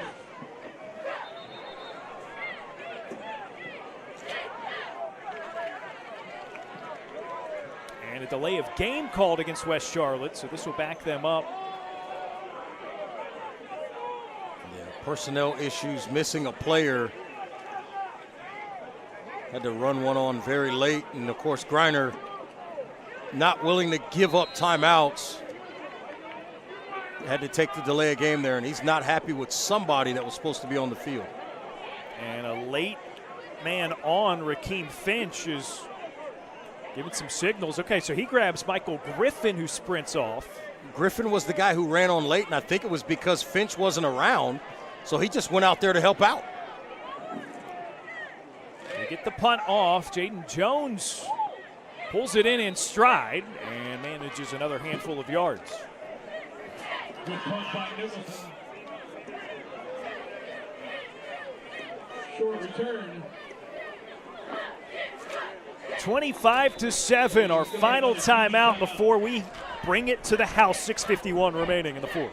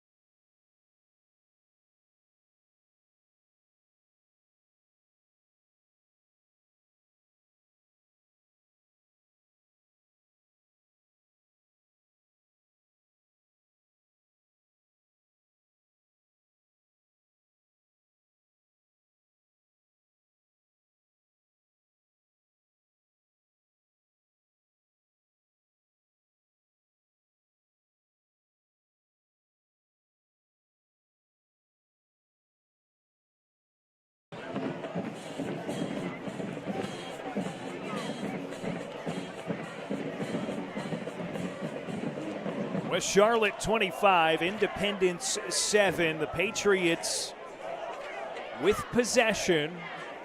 They have not scored since their first offensive series of the game. That was the opening series after they got the opening kickoff. It's a handoff to Travis Hill. And he forces his way past the 30-yard line. 4 yards, and it's 2nd and 6.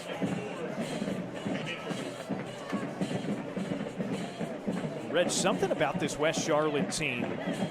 They don't always play cleanly. A lot of penalties tonight as well.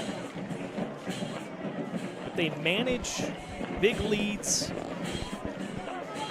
and victories as Street, just a little bit too much pepper on that one to Zakai Milton.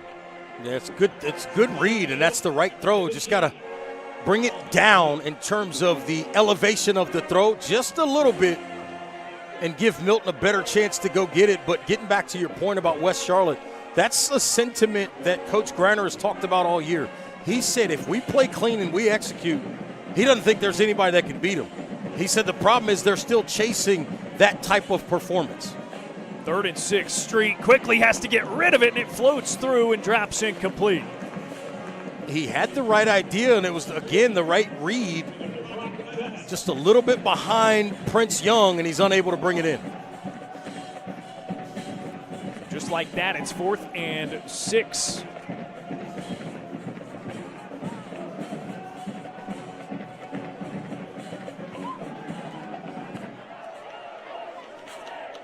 Again, their quarterback, Jared Street, is also the punter. Not sure if they would try a trick play here to try to get back in it, but they do have that option in this case. And Street with a low kick.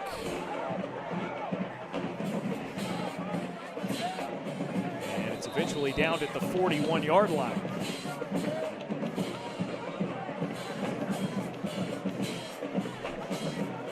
Goes back to West Charlotte, exactly 6 minutes on the clock here in Stadium.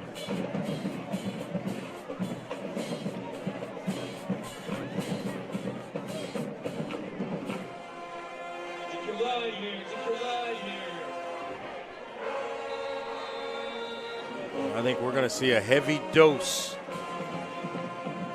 of the running game, whether it's Emory McLean, Sincere Gray, maybe even Jameel Watson. I think we're going to see a heavy dose of those three here on this drive. And, of course, Nichols goes to the air and finds Rakeem Finch. Sam Griner says, hey, Reggie, we don't do that here. Gain of 7, 2nd and 3 coming up. You don't know my playbook. Coach, I know your playbook. I just don't know when you're going to call it. That's fair.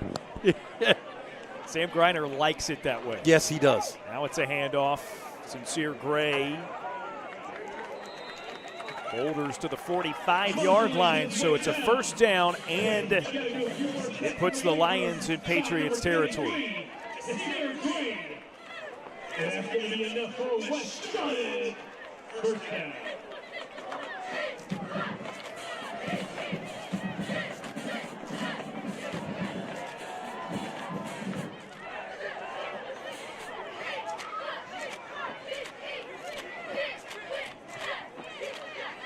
Nichols to throw on first, goes deep. He's got Nicholson, and it's dropped incomplete.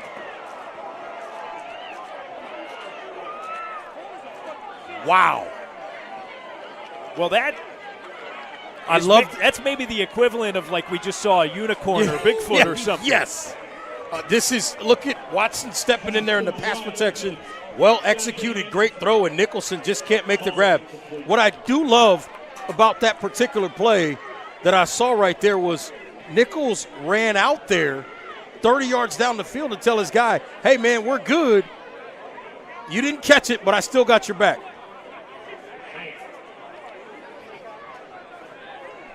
Nicholson, the best receiver this year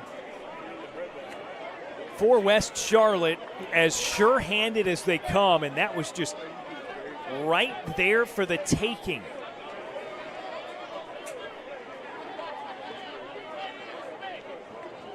Leads the team in receptions,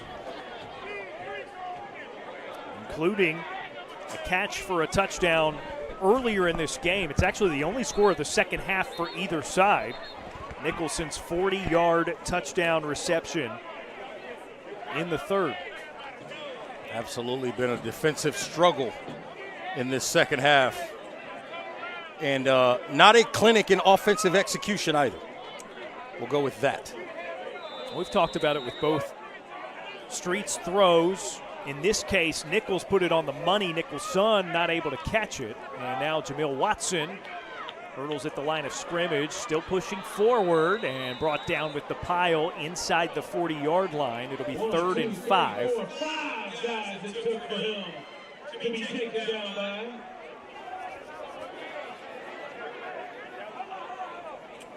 Number 11, Jamil Watson.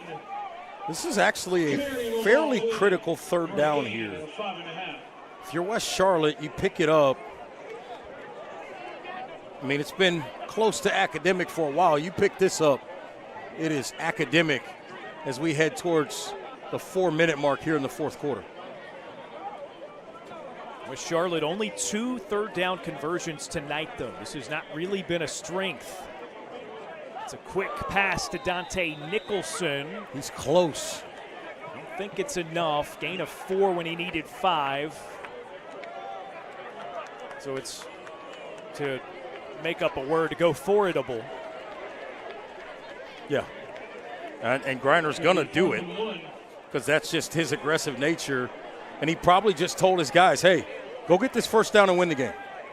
It's that and even simple if they sometimes. don't, it's a 65-yard field in front of Independence, who hasn't scored since their first drive. Absolutely, and they're down 3 scores. Fake toss, Nichols shuffles forward, and that'll do it. That'll be enough for the first down, which virtually ices it for the Lions.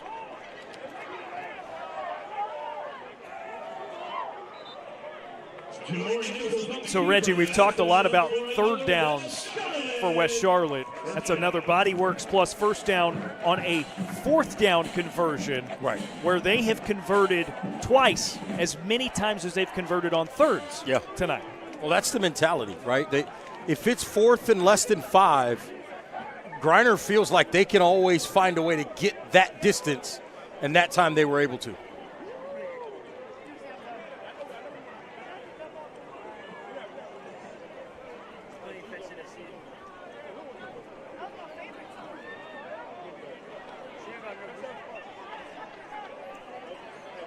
First and 10 as the clock ticks. It's a give in the backfield to Landon Gilmore. Got around the edge for just a couple of yards. But when he turned the corner, he went back to the inside to make sure he didn't go out of bounds and let the clock stop. And an injured player, so officials timeout. Landon Gilmore on the carry. Gets a toss. It's an Independence defender who went down on the tail end of that play. He's on his knees now. And quickly up to his feet.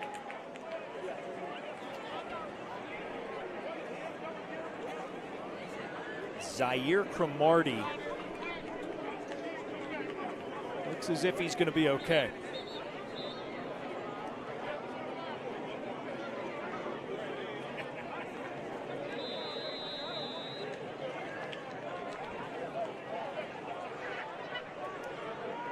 The offense back out for 2nd and 8 as the clock continues to run.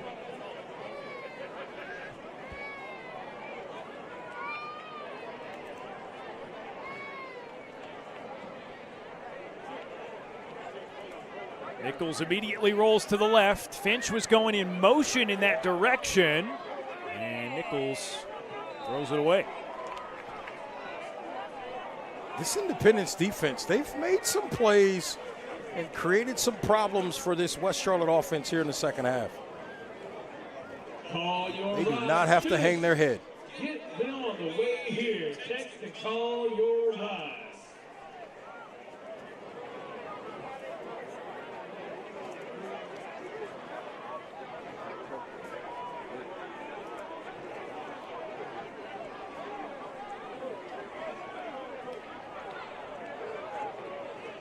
think if Griner does not pick this one up, he'd likely punt it here.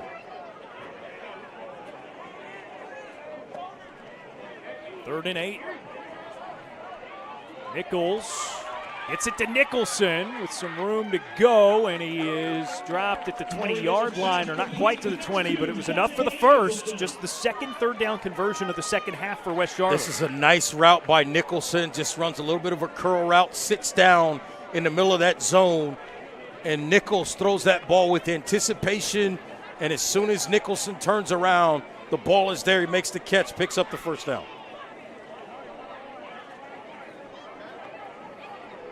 Nichols out of the shotgun. It's a handoff. Jameel Watson jukes out, then back inside and gets to the 15-yard line. So the Lions are in the crisis to care red zone now. Number 11, Jameel Watson on the carry.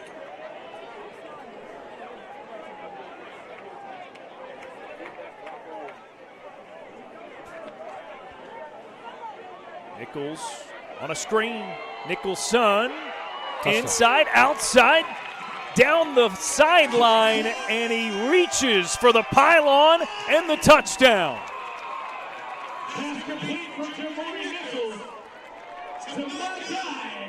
The second receiving touchdown of the night for Dante Nicholson. This is just well executed. Just throw it out there, just a quick throw. It's a little 2-on-2 situation. Get a good block. Your receiver makes a play, and it's a touchdown.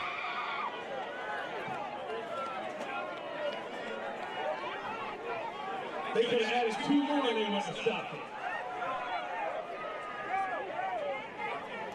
11th man late to join the field goal unit for the extra point.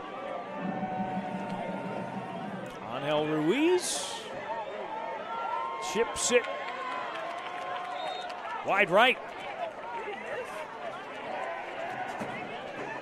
He's missed a couple of extra points as well as the 31 field goal attempt. Not his sharpest tonight. But it's no matter as West Charlotte now leads it by 24. With 1:30 to go, obviously academic right there. It's a great start for West Charlotte to get to 2-0 in conference play with the type of league that they're in. And then for Independence, they start the conference slate 0-1, but plenty of time to go. They just came off of their bye week. So this is what makes it more difficult for DJ McFadden Jr. and his team coming off the bye week to come in here and not be able to get a win. This kickoff is powered by Queen City Home Store, where you're always home. And yeah, in some ways, DJ McFadden told us he liked it that the week off was prior to the start of conference play for his guys. In a lot of other ways, maybe, it'd be nice to have it somewhere in the middle. Yeah, well, yeah, it's tough, right? But it probably came at a good time for them with Jaden Jones being kind of banged up. No doubt. The beginning part of the season, get him back healthy for the stretch run of conference play. Independence on the return, up not quite to the 40-yard line. Jaden Dixon, another special teams tackle for the freshman.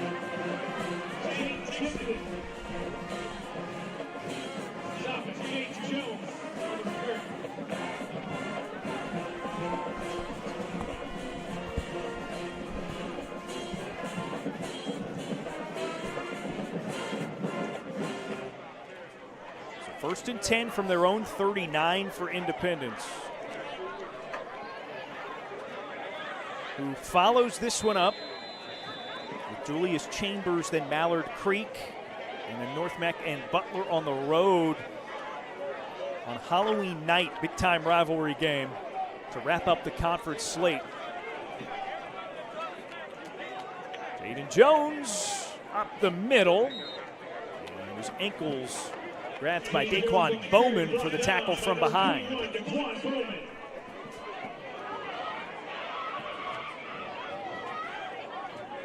Gain of 8.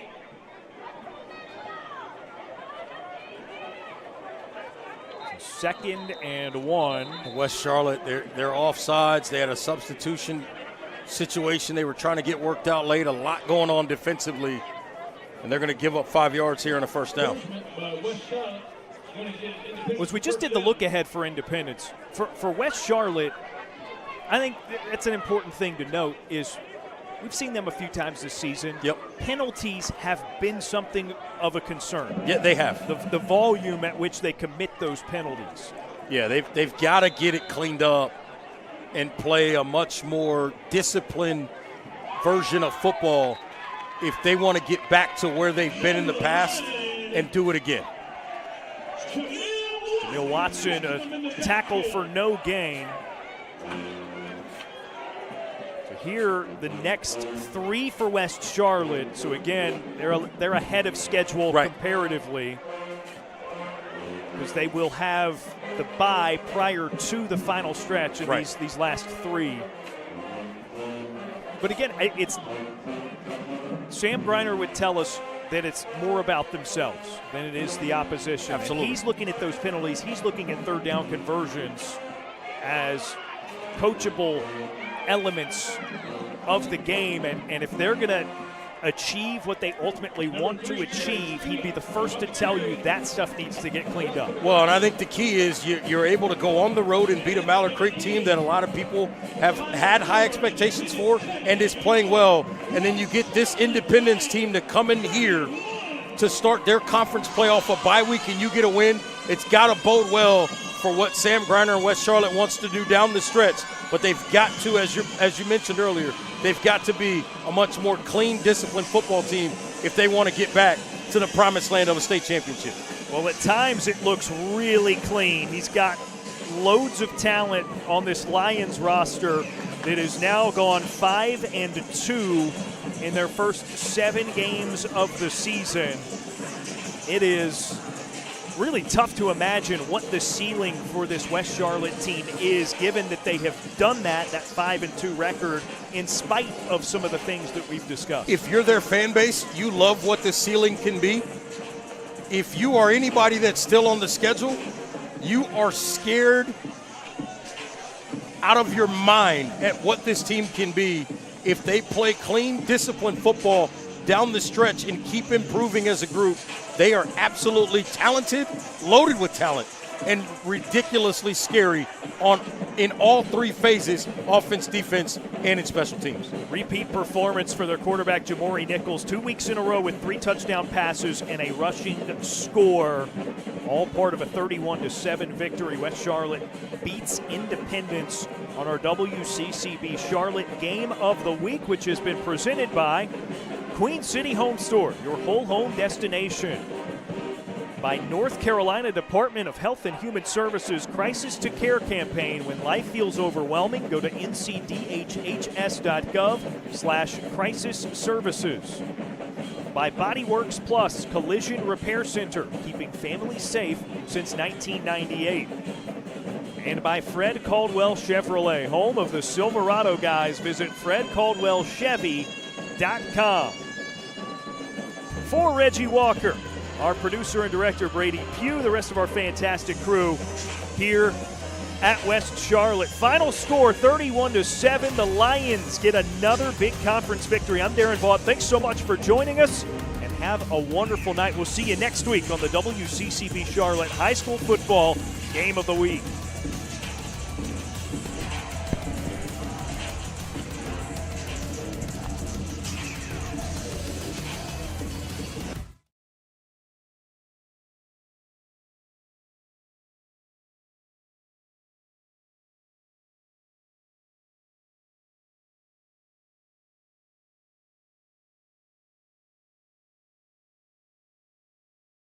Put me out.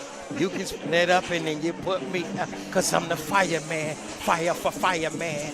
I'm the fireman. Fire for fireman. You can start me up and then you put me out. You can start me up and you put me out. Cause I'm the fireman. Fire for fireman. What? Me? Oh, come on, man. That's it, like I was about to say. It's a pretty good Lil Wayne. Pretty good Lil Wayne. Weezy F. Yeah, that's fine. No, that's fine. Well, I was going to say, well, yeah, whatever you need. Yeah, just roll it. We'll talk. Just roll it. We'll talk. Roll it. We'll talk over it. Cause I'm the fireman, fire for fireman. I'm the fireman, I'm the fireman. Do we want to promo next week's game on the back end of this segment? Not enough time. All right. They'll talk about it. They can do it in studio if they want. I don't know. It's a lesser profile game. I'm so. fine with it. Probably that way. Probably we need to be this way. No? I mean, that window is going to look weird, but we can do it. Because but we got at the least, monitor here. Well, just do it. We gotta shoot move it this over. way. We shoot got to it move this over way. that way. Yeah. Yeah, come, yeah. You got room to do that? Yeah, he'll figure it out. Yeah. It always looks weird when the monitors are in the Yeah, background. we don't need the monitor there. I mean, unless we can stand in front of it to a block T. it. But then you're, yeah. I know, these are. All good. We'll figure it out. I'm the fireman, fire for fireman.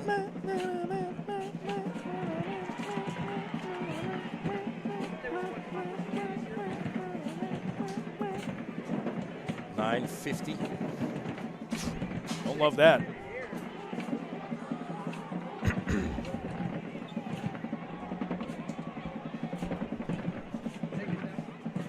Protocol is striking. In theory, you'll be in your car by 10. Yeah, home, midnight. If we do this well, right. I'll be in a Cookout drive-through at midnight. Or, yeah, sort of as much as you can, kind of this way, so we're not getting Brady in it. Yes, yeah.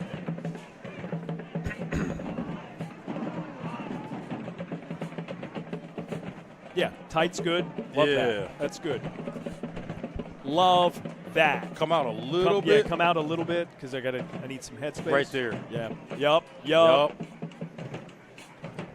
I'm the fireman, fire for fireman. I'm the fireman, fire for fireman.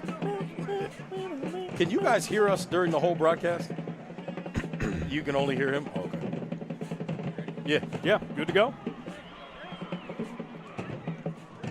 31 seconds. Yeah, I'm just going to talk. You tap me when you're on highlights.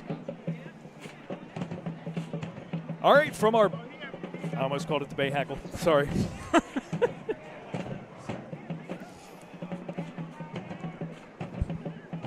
All right, from our game of the week at West Charlotte, another big conference matchup, and the Lions victorious again. Now 2-0 in conference play, 31-7 over Independence. The Patriots, Reggie, scored on their first drive of the game. Then it was all West Charlotte. They really buckled down defensively. Yeah, they really did. This is a Lions defense that we knew coming into this game was really good. They're really talented, particularly in the front seven. Didn't have Elijah Littlejohn, the Penn State commit, at that outside linebacker spot in this game. But defensively, they were dominant. They got the running game going in spots. And then Jamori Nichols in that downfield passing game with Dante Nicholson really stretched this defense out. You saw Sincere Gray, a 47-yard touchdown run in the first quarter. That was Nichols to Landon Gilmore, 26 yards for the touchdown. One of 3 touchdown passes again for Jamori Nichols. So that's 2 weeks in a row. He had 3 touchdown passes and 1 touchdown run. The other 2 to Dante Nicholson, who we'll see in the Shrine Bowl of the Carolinas. How about this effort out of Nicholson at the tail end of the game? That was with about a minute and a half remaining. West Charlotte, despite some flaws in their game, not great on third downs, a lot of penalties. In spite of all of that, 31-7, they beat the Patriots.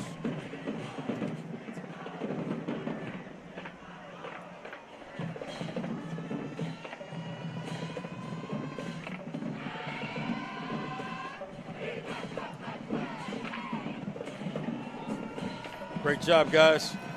Excellent work in the truck. Appreciate y'all. Great stuff in the truck there, Rob.